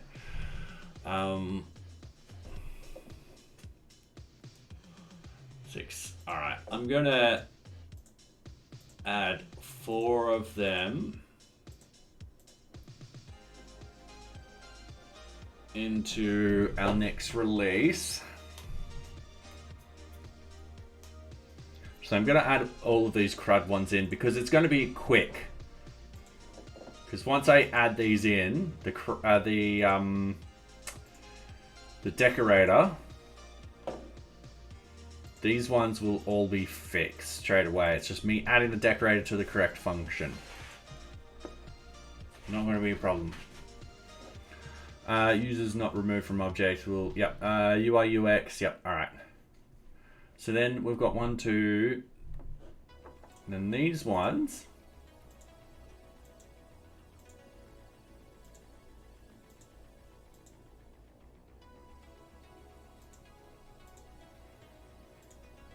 Will happen in the next release after that. And then we've got the 25, 26. All right. And that should bring us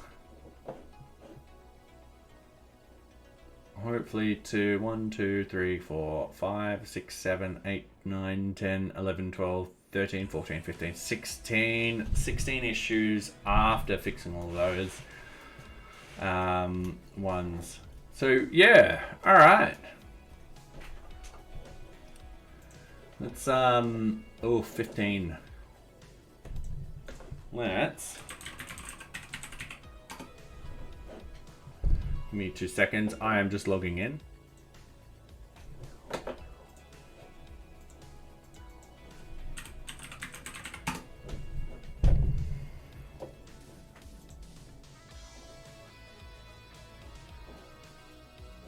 All right.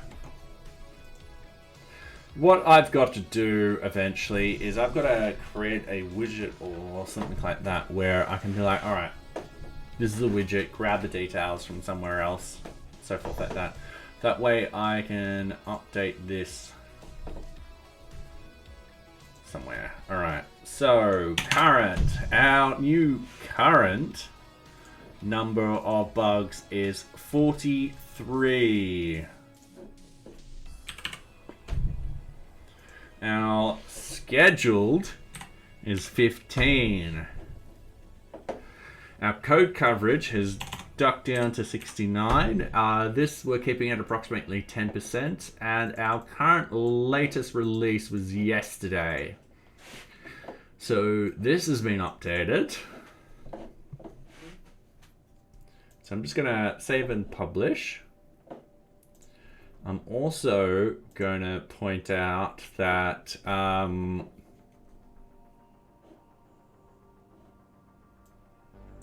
what I want to do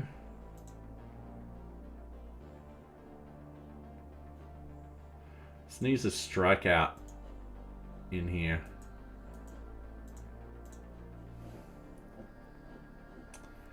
What I want to do during the month of, all right, scheduling a full site test.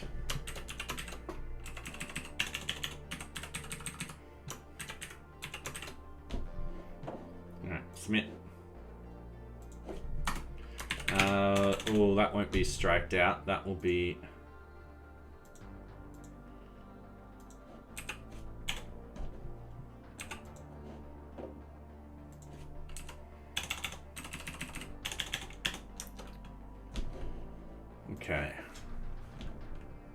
example.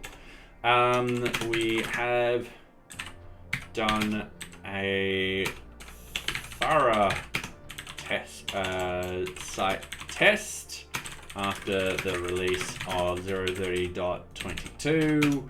The site test has found an additional, now it would have been 33 bugs. We have scheduled these bugs for a fix over the next few releases. All right, cool. So yeah, the bugs we found are in areas which we don't use that often, or they're very specific sort of bugs. All right. I didn't realize how long this one is. Okay, so we've just done that. That should update the site. Yeah, the idea with these blogs is I keep people up to date with what's happening for this particular month. Let's put this one. All right, so, yep, cool. Yep. Site test, yep, found we have, okay, cool. Yeah, I'm happy with that. Let's take a screenshot of this.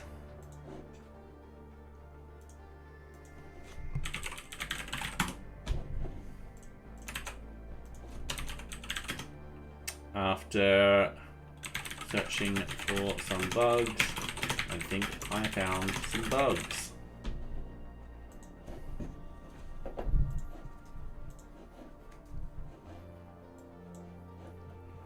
All right, so we're happy with that.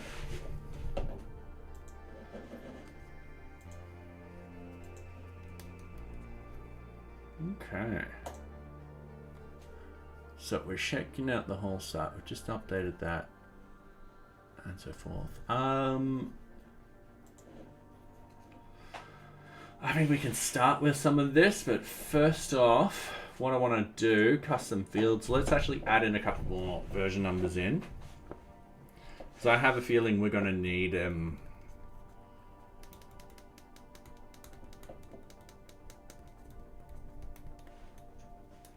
we can start fixing some of these bugs right away. So NearBeach version. I want to get rid of this released fixed. Advanced settings. Merge with.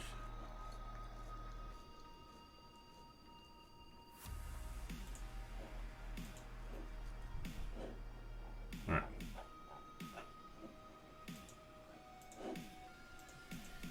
Let's go refresh.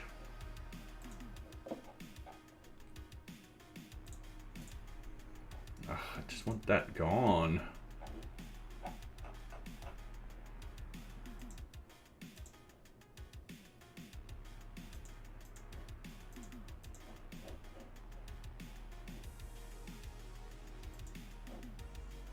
Confirm. Thank you. Platform. Oh, I don't really need platform, do I? OS. No, I don't really need OS either.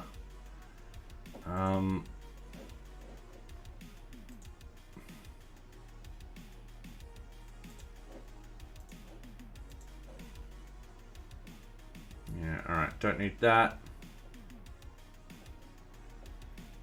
So I'm just fixing up a few things here. Platform and OS. No. Version I need. Spent time. Estimation I don't need.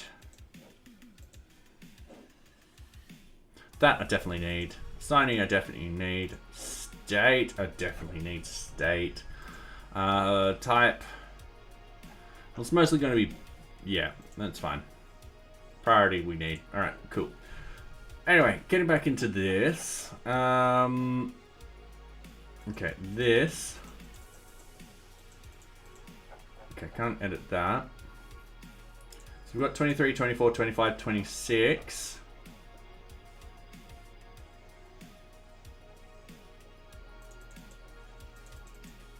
Set is used in multiple fields of current project.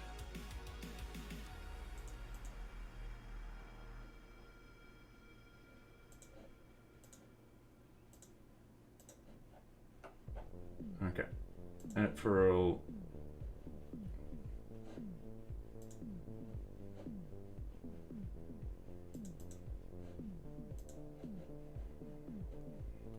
Okay, 23, 24, 25, 26. Add new value. Alpha 030.27. Alright, we're just going to copy that. We're going to pick that color. And we want 28. 29. And then 30, 30. Okay. That gives us 8. 1, 2, 3, 4, 5, 6, 7, 8. 8 releases. Okay, still on the 30 branch. We won't be leaving the 30 branch anytime soon. Alright. And then what we want is 5 here. Cancel.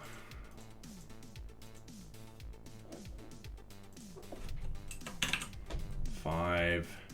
Yep. And then save as new. 5. It's a little trick I've been doing lately. Save as new. 6.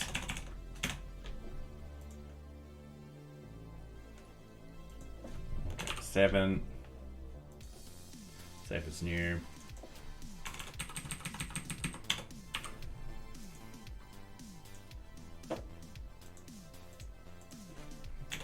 8.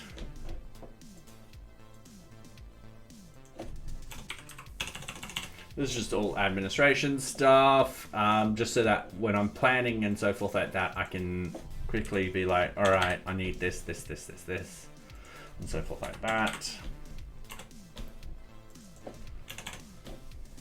You can also see where the bugs are in the future. Save as new.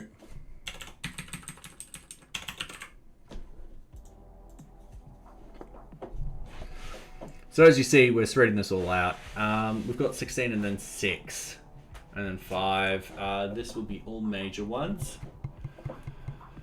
Yep, which is fine. And then we're back to normal ones where we want to solve these and so forth like that. But a lot of the times what will actually happen is as I'm doing stuff, I find more bugs and other bugs get pushed back releases.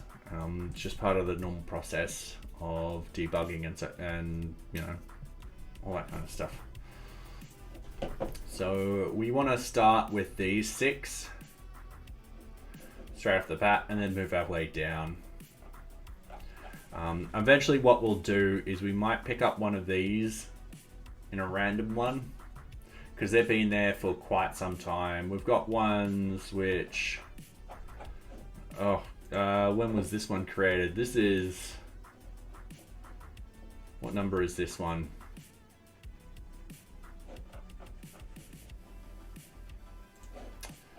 Sorry, Socks is actually in the way. We've got 707 and we're into like the 1100s. So it's been some time.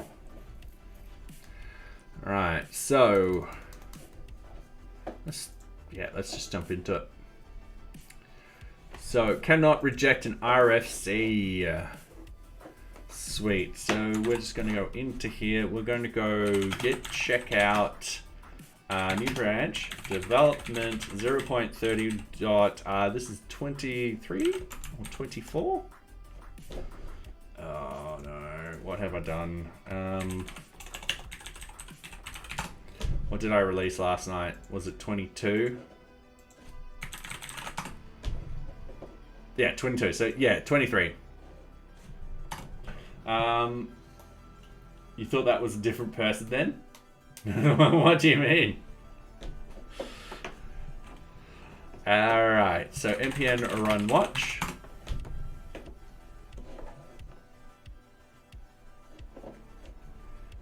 we've got that running, we've got that running. We're just going to close that. We are going to just go to localhost. We're going to do this as an admin. So let's do new request for change. Cannot submit RFC. You then to one side. Oh, okay. Yep. Oh, fair enough. All right, 0.30.30. Let's. I think by the time we get to 0.30.30, I think that will be a joke in itself. All right, let's just paste these across the board. Let's submit. Now we need to. Socks will do a little dance. All right. Team leader, add, create another. Let's go close. Update request change. Submit RFC for approval. This particular user doesn't have access to do that, so we'll jump into this particular user who can reject. So straight off the bat, let's hit reject. Let's see the error. Let's say the response. Cannot assign 6. Request for change RFC status must be a list of RFC status instances. Okay.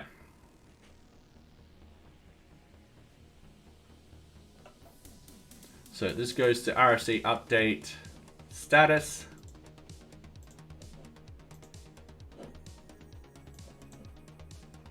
This lets me move this up. So it'll be update status.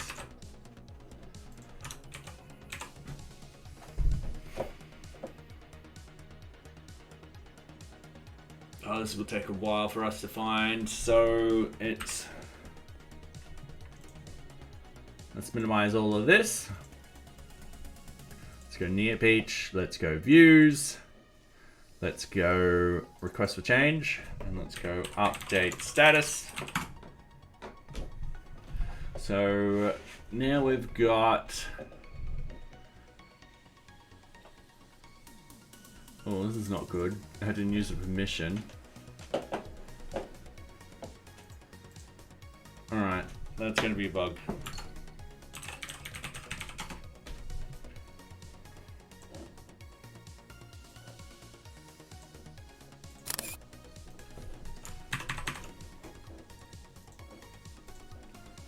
Okay. And this is also going to be critical. So, actually check RFC permissions. It's right there. That is fine. Cool. Ignore that. Cancel. Delete. This is the wrong line of code. So we get the form data. We've got the request for change, RFC, form data. Actually, let's key it in here. Now I should debug this. This is in debug mode, so I'll just quickly debug it. Let's go reject. Let's hit this. And let's step over. So it makes it past it. And then RFC update is getting the object, which we're happy with. RFC status equals get the cleaned status and then save. So if I hover over the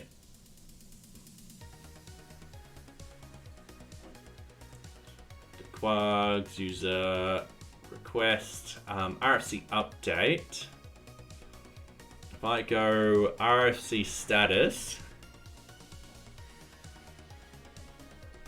it's an int 6. RFC status rejected. Okay. So RFC status equals the string of this, which is rejected.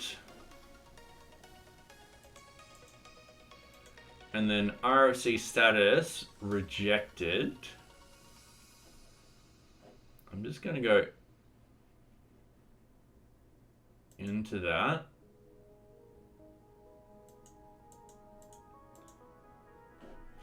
Okay. Update all the RFC groups approvals to approve.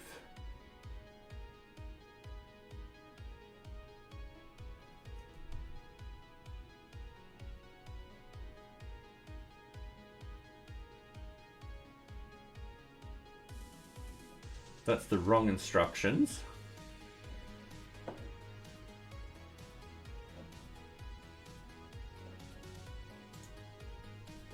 RC results, RC status equals 6.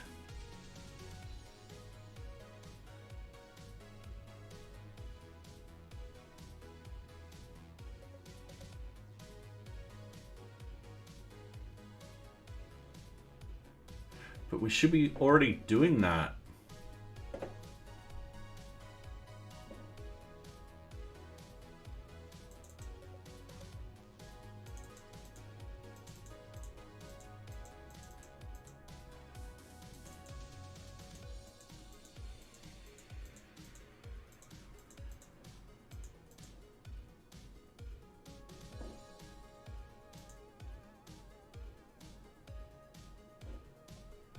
Yeah, we've just done it up here. Okay.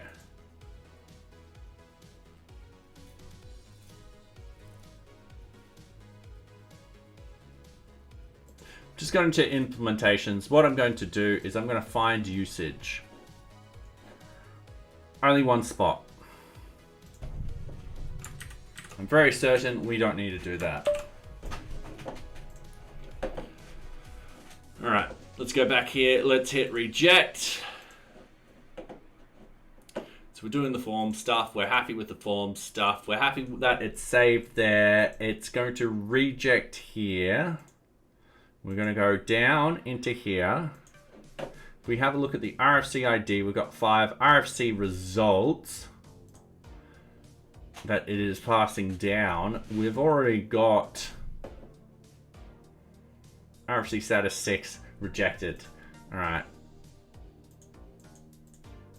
So that's changed that to approval equals 3.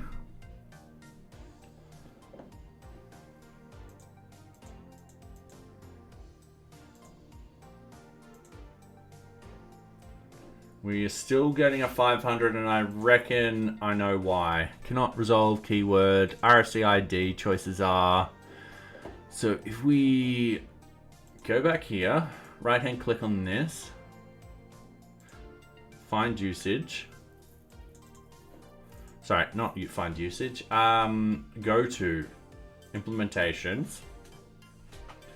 And then I think it failed here. So change task, objects filter for everything with the RFC ID, update the change task status to 6.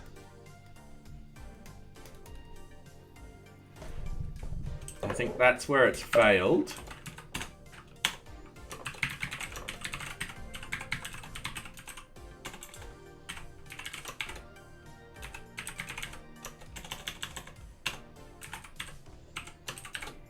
And I think that will be a potential solution. So I'm going to put that there. I can't get to the other one, but that's fine. I'm just going to hit reject again.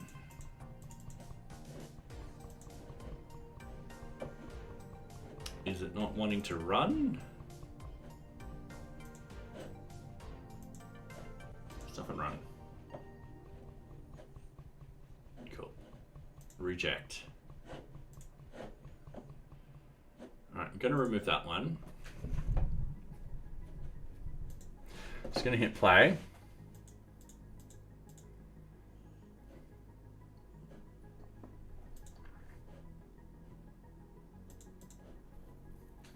Okay, maybe it's not that.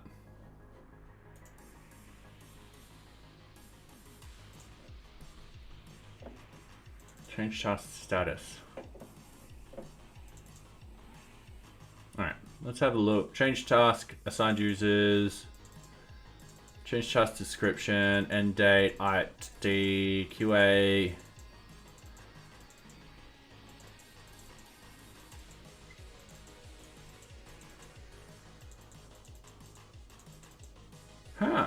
right, let's have a look at the admin side of things. Let's go to localhost admin.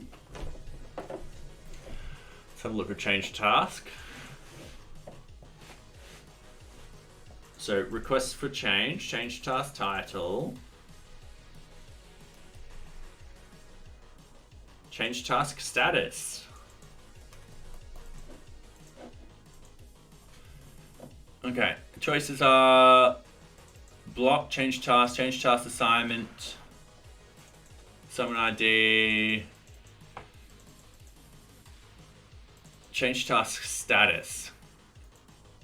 Oh, cannot resolve RFC, ID. So we want request for change ID.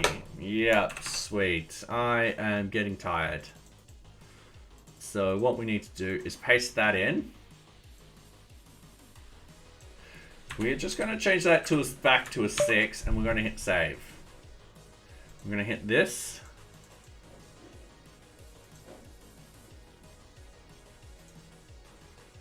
And yeah, it looks like we just got that hold up bug. All right, let's go and hit reject. I'm gonna go forward. I'm just gonna hit play. That looks like a 200. Task failed. Oh yeah, rejected. All right, sweet. Happy with that now. So this is ready for retesting.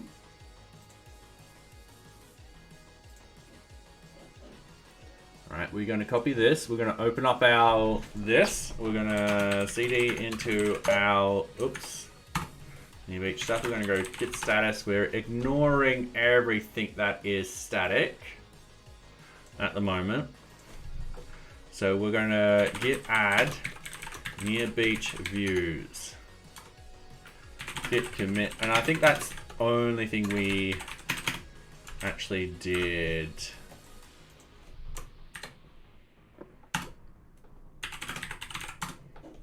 Oops, sorry. Git push.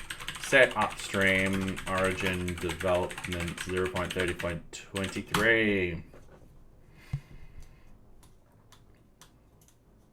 Sweet, that is done.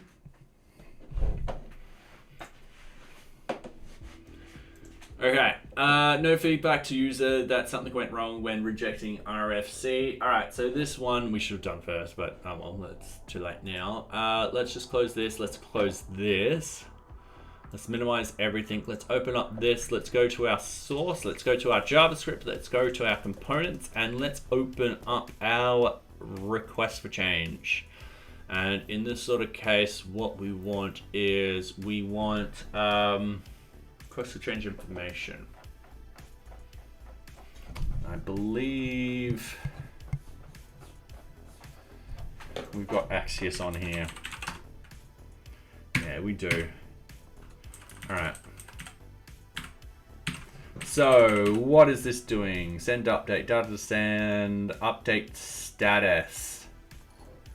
All right, so when it updates status, the reload page is technically telling us what happens, but otherwise we got this error modal which isn't working anymore. So what we need to do is we need to go this $store.dispatch, and then we want new toast. And then from that we want header. I'm just seeing what we've written. Cannot delete. All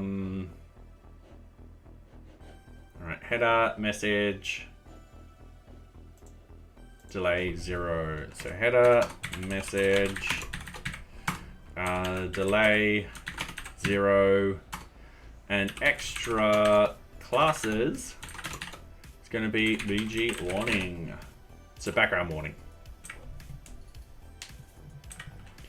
All right, so header is cannot update status of RFC. Sadly, we had issues trying to update the status for the RFC. Please consult your system admin. Cool.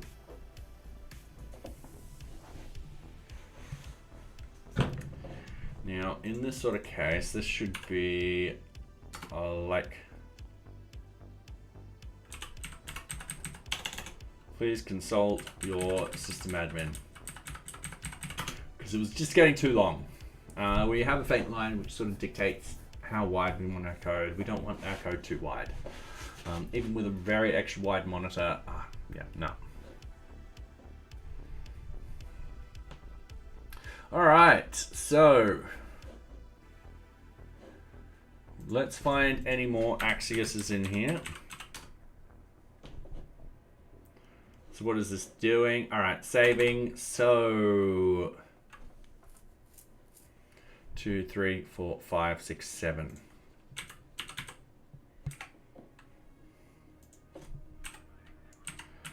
In this sort of case, what we want to do is cannot save RFC.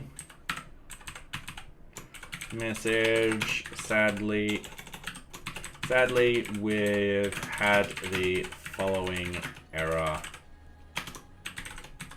And we just pass through the error. Easy as that. Delay, BG warning. All right. Close loading modal. In this sort of case, we want to get rid of that. And we want this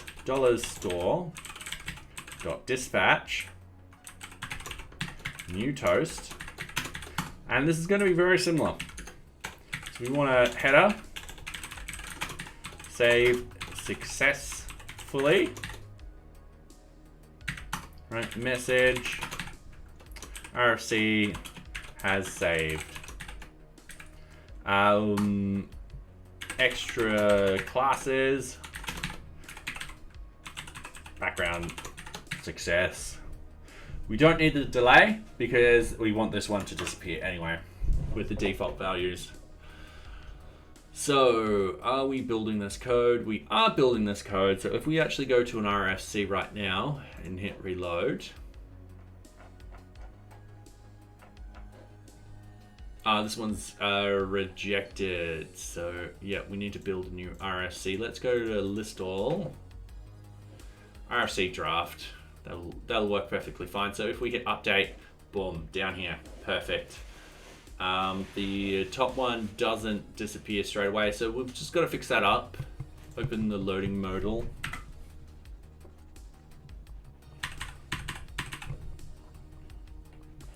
Like so, and we'll eventually get rid of that modal. So we update request for change, that pops down there. It's a lot nicer. And it'll disappear any minute now. About after 20 seconds. It'll disappear after 20 seconds.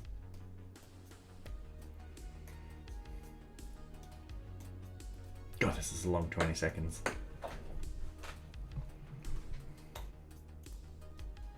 Yep, there we are.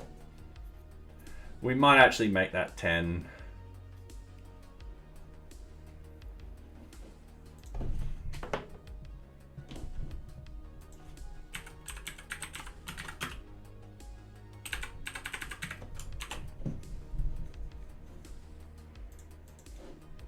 Doesn't hurt. So that way it's a lot quicker when someone hits save. And I'll just actually screw it. Let's go 3. I think that's a little too long too.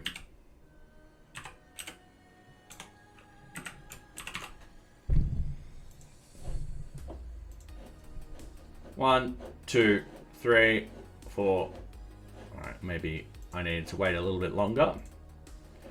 1, 2, 3, 4, 6. Still going 10. All right. Oh well.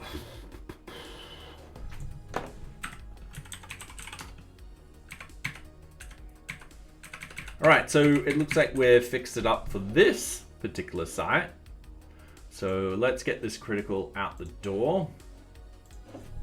So git status, git add, all the source, status up, git commit, bug fix,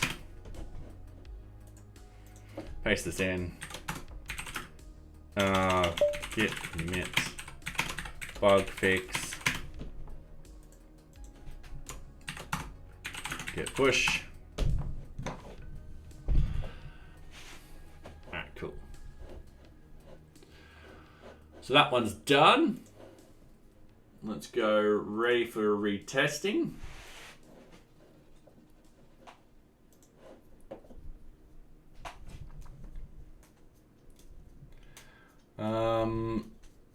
Now another thing which just crossed my mind, if, for example, I do these 6 tonight, I could do a release and then focus on the major ones tomorrow and then do another release soon.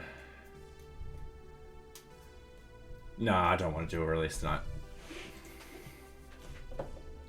All right, requirement links not yes. Well, this one's going to be a fun one. So let's go to our requirement items.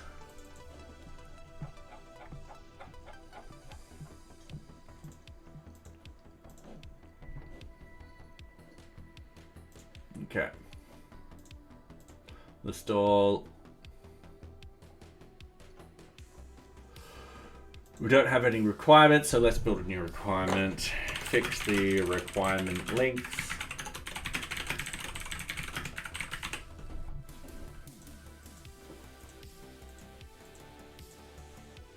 So simple, easy, requirement item, a simple requirement item, a simple requirement item.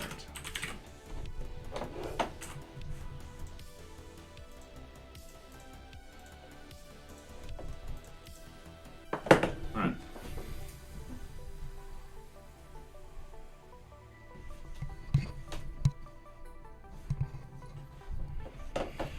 Alright, so going down here, we want links. We want to create a link. We want to actually connect it to a project. It's saying there's no data, but when I have a look at this, I've got ID3 toast status new. When I change it to this, I've got this. I think this is broken. Alright, new requirement links wizard. Is this happening anywhere else?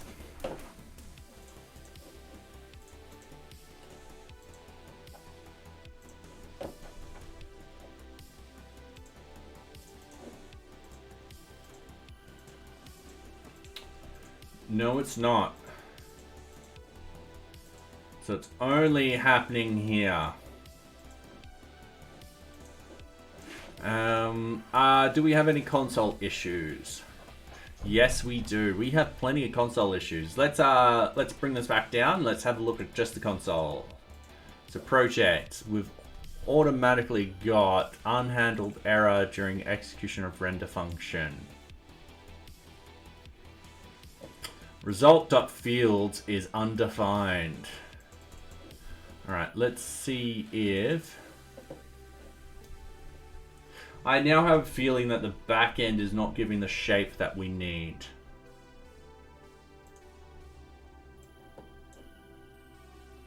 And I have a feeling the VueJS just had a little hiccup then. Yep.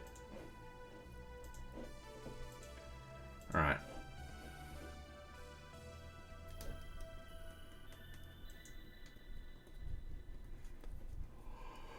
Oh, sorry. All right, let's go to our components.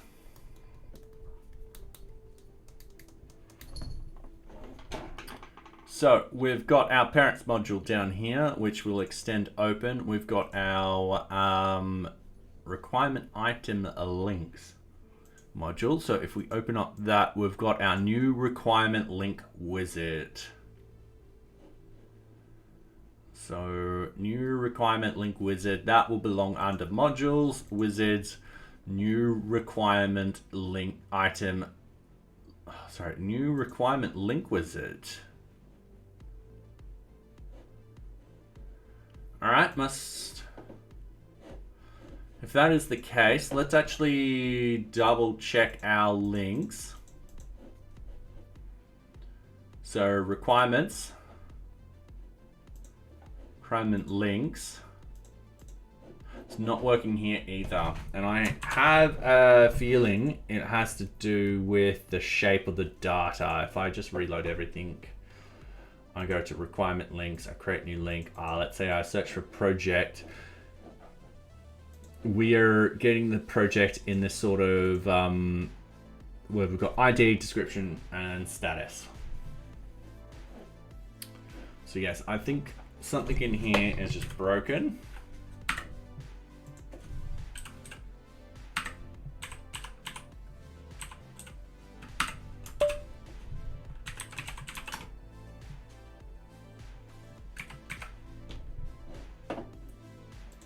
All right.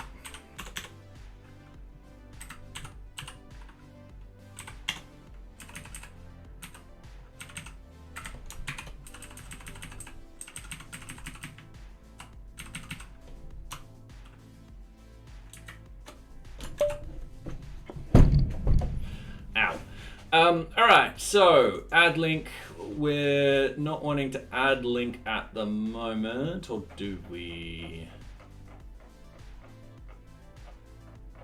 No, let's go back up to the top. New requirement link wizard. Yeah, please add which object you would like to link to this requirement. All right, object selection. Options, object selection. All right, so this is part of the watch.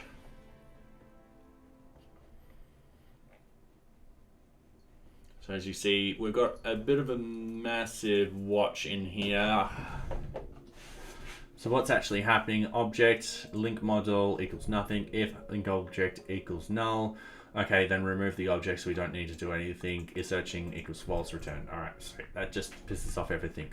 Tell the user that we're searching. This is searching equals true. We do an Axios post where we're sending out data for this location, object model, lowercase, link list.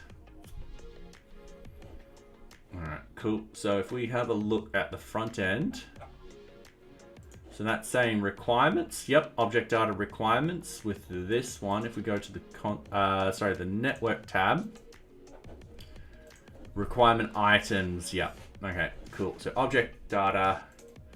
Yep. Location, and then that would be project at the end of that. Yep, project link list. Link list. So this is the one. So the response, object result equals response.data, object filtered response equals that data. Is searching equals false, search term equals 0. Okay. And the errors at the moment, we're actually not showing any errors. What we want to do is we actually want to go to this $store.dispatch. We want new toast, and the object will be header, error retrieving data, error retrieving links. Message. We are currently having issues obtaining data. Delay is 0, and we want extra classes is going to be background danger. All right, sweet. Though the error that we're expecting won't actually hit this because we're getting a 200 from the back end. Everything's hunky-dory. So this is where search term model. So we've got object results. So if I scroll up, I have a feeling that, yeah, we just need to edit the structure of this and we'll be fine. Okay, so select which objects are linked to.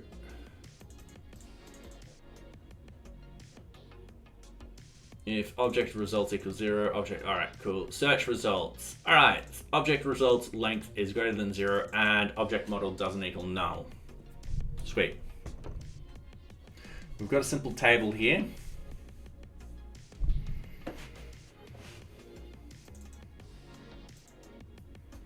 So if object model equals project,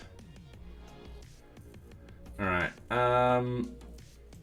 results, oh, all right, cool. So that won't be PK, that will be ID. Straight off the bat, let's ID. So this is a link model. Okay, vbind, all right. And then it's going to be description.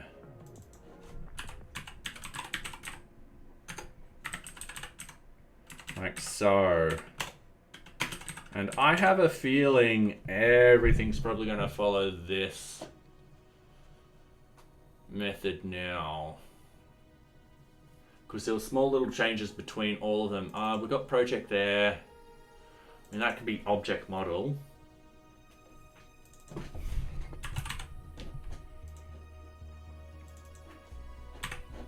Now they've got project status, and that's just status now. Like so.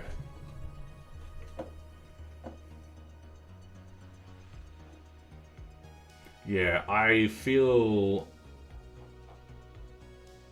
this is now simplified.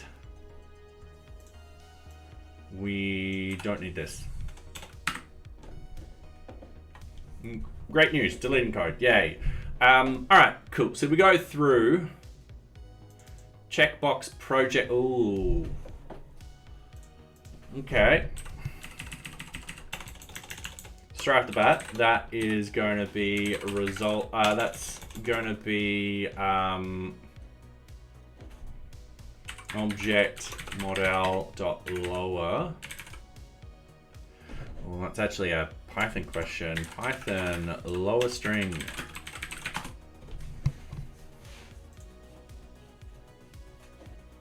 It's because every single language has something different. It is lower. All right, cool. So I did get that correct. I just needed to state that it's a method. So object model, make sure that's lower. Let's get rid of these spaces just to make sure it doesn't confuse up. So object filter results ID. Sweet. We go through, we've got the value, results ID, vbind ID checkbox. We've got the, if it's a project or a task, and their ID, the link model. We've got the form check label. We've got the vbind for checked. Now this is also meant to be object model dot lower. He's done result description label, and then this will just be object model, so forth like that. And in the future, we can turn these into cards, I think, if we wanted to. So if I hit refresh, go to requirement links, create new link. Okay, so it's still stating no.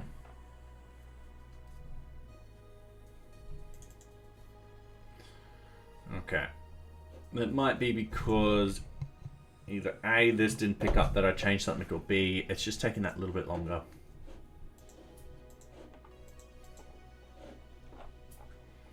All right. Oh, no, data object model low. Oh, we're not.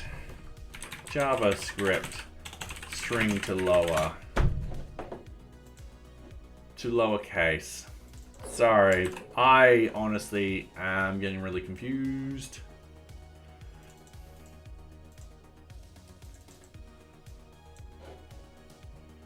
There we go. For some strange reason, I thought we were in the Django side of things. My bad.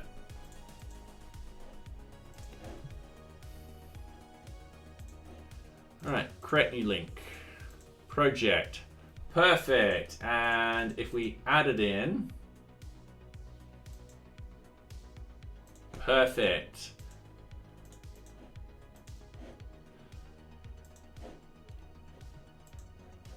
Perfect. All right. Let's test here. Let's open up links. Let's go create link. Looking like we are cooking with induction now.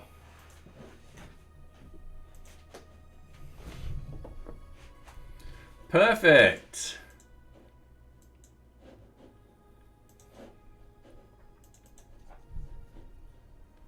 Sweet. All right, so we've fixed this issue. So git status. We just add the source. All of this is just static.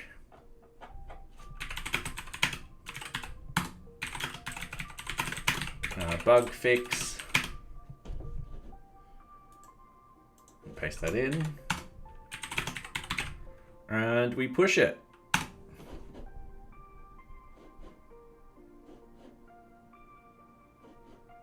Oh, sorry, I am trying to find out where I'm going to go. This song is just going forever. Let's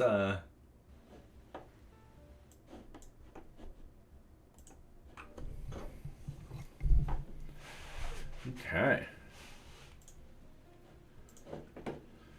So we can go ready for retesting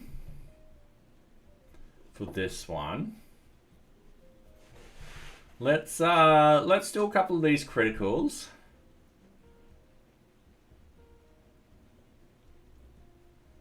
Yeah, let's do a couple of these criticals.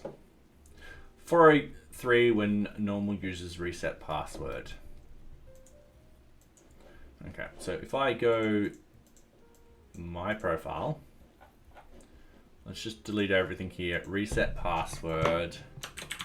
Let's just put in our default test $1234 and hit update. So we're going to user information, update user password.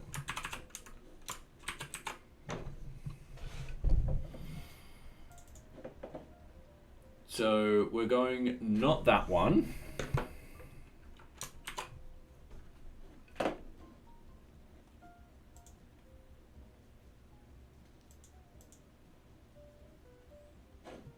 Let's actually grab this whole thing.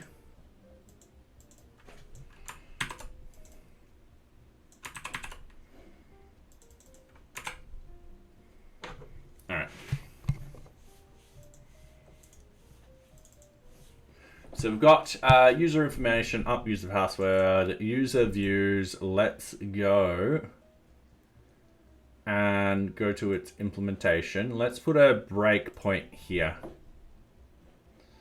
Update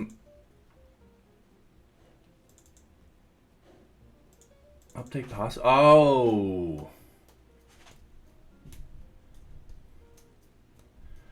Okay, so we do actually have a decorator on here. Check user admin permissions. Min permission is 2. Okay. Oh.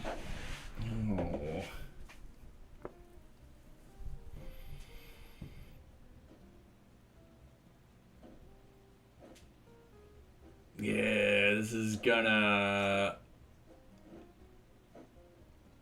All right, let's find usage.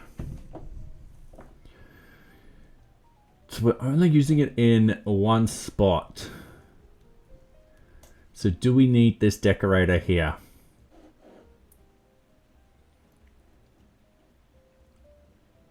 Okay. User update equals form cleaned data username. Are we sending? I don't think we.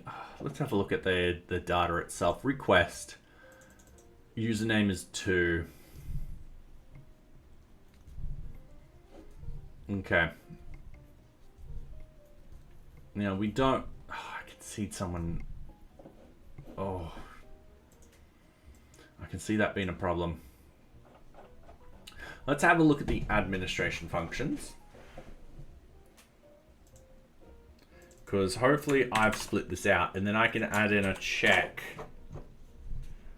So we've got admin add user, update user password, update user password, admin views update user password. So that would be something that an admin can do. So for example, let's go users, let's go dark admin, password reset. If we actually have the network tab open, password reset, test $4. Once again, same both sides. Update password. You see admin update user password here. So I feel it's safe to remove this because we still want a read-only user to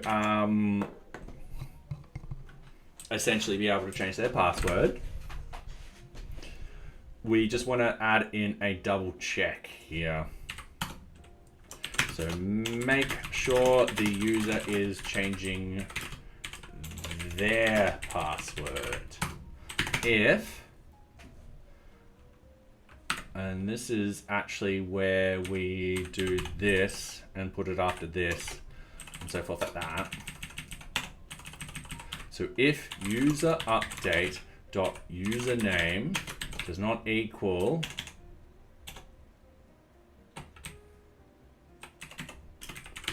if not, no, let's put it like that. Does not equal request dot user. Oh. Return HTTP response bad request unknown error. That should do it.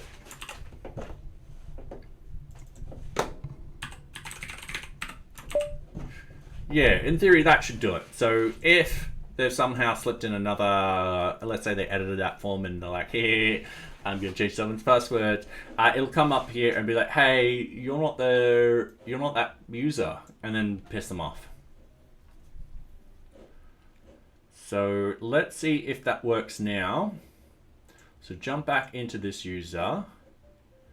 Let's delete this. Let's hit update password. Got a 403 forbidden.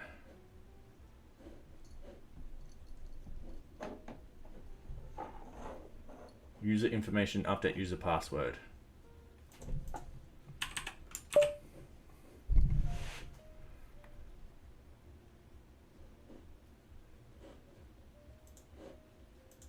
It's not even hitting what I need it to hit.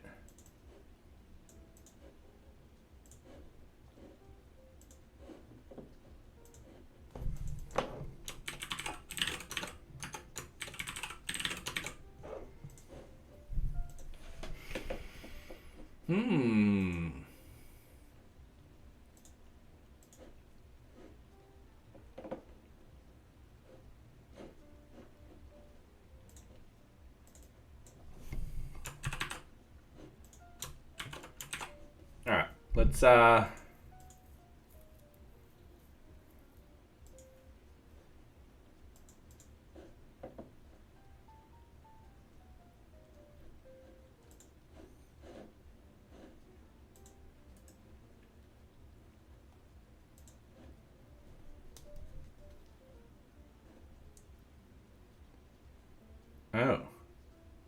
Oh, was I in build? I was in build. Oh, that's why it didn't work. Okay. I'm going to piss those off. So build and dist. All right, so sorry, that little issue was caused by the fact that the build directory kind of, I found something in the build directory when in reality I should have gone here. All right. So that is fine. What we need is check to make sure the username is the current username. Don't want to change other people's passwords. Okay, if user update dot username equals, oh wait, is request dot username.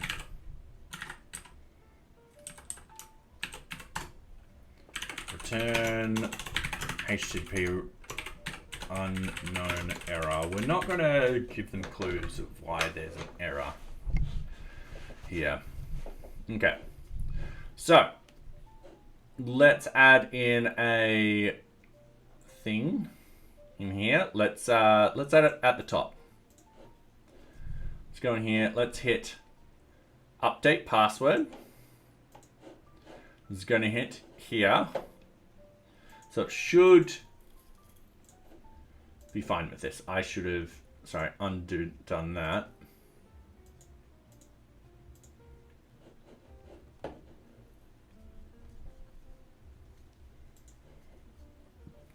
It didn't hit here.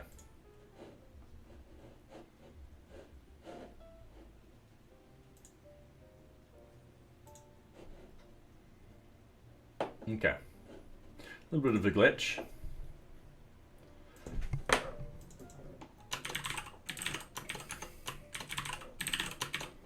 Let's update password, boom. All right, going back into here. We've got this on the form itself.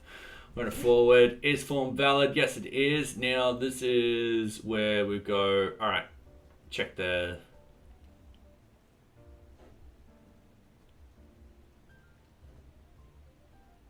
no, that should be,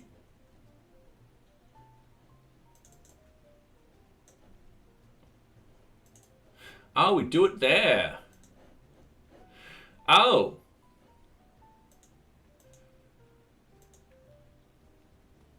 All right, I'm just going to hit play.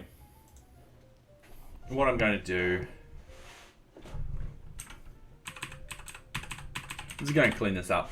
Sorry, I should have read the code. We do it there. All I needed was to get rid of that one line. Let's get rid of this. Let's refresh everything. Reset password.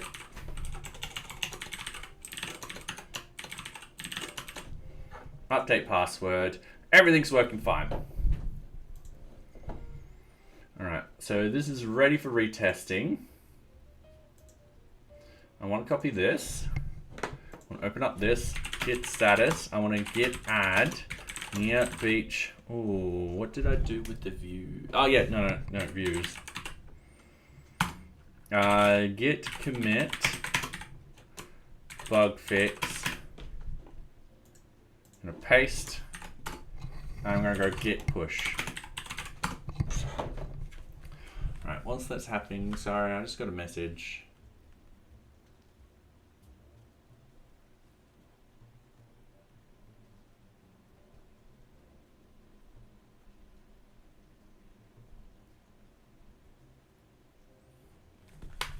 All right.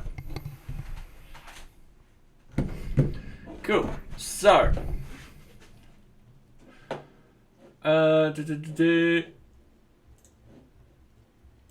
cannot change the priority of a Kanban. I am probably going to call it there tonight, just because I've been doing this for nearly 3 hours. I'm getting a bit tired. I do need a break. I am probably going to do a... Oh, do I have time tomorrow? Oh, it's already a busy day.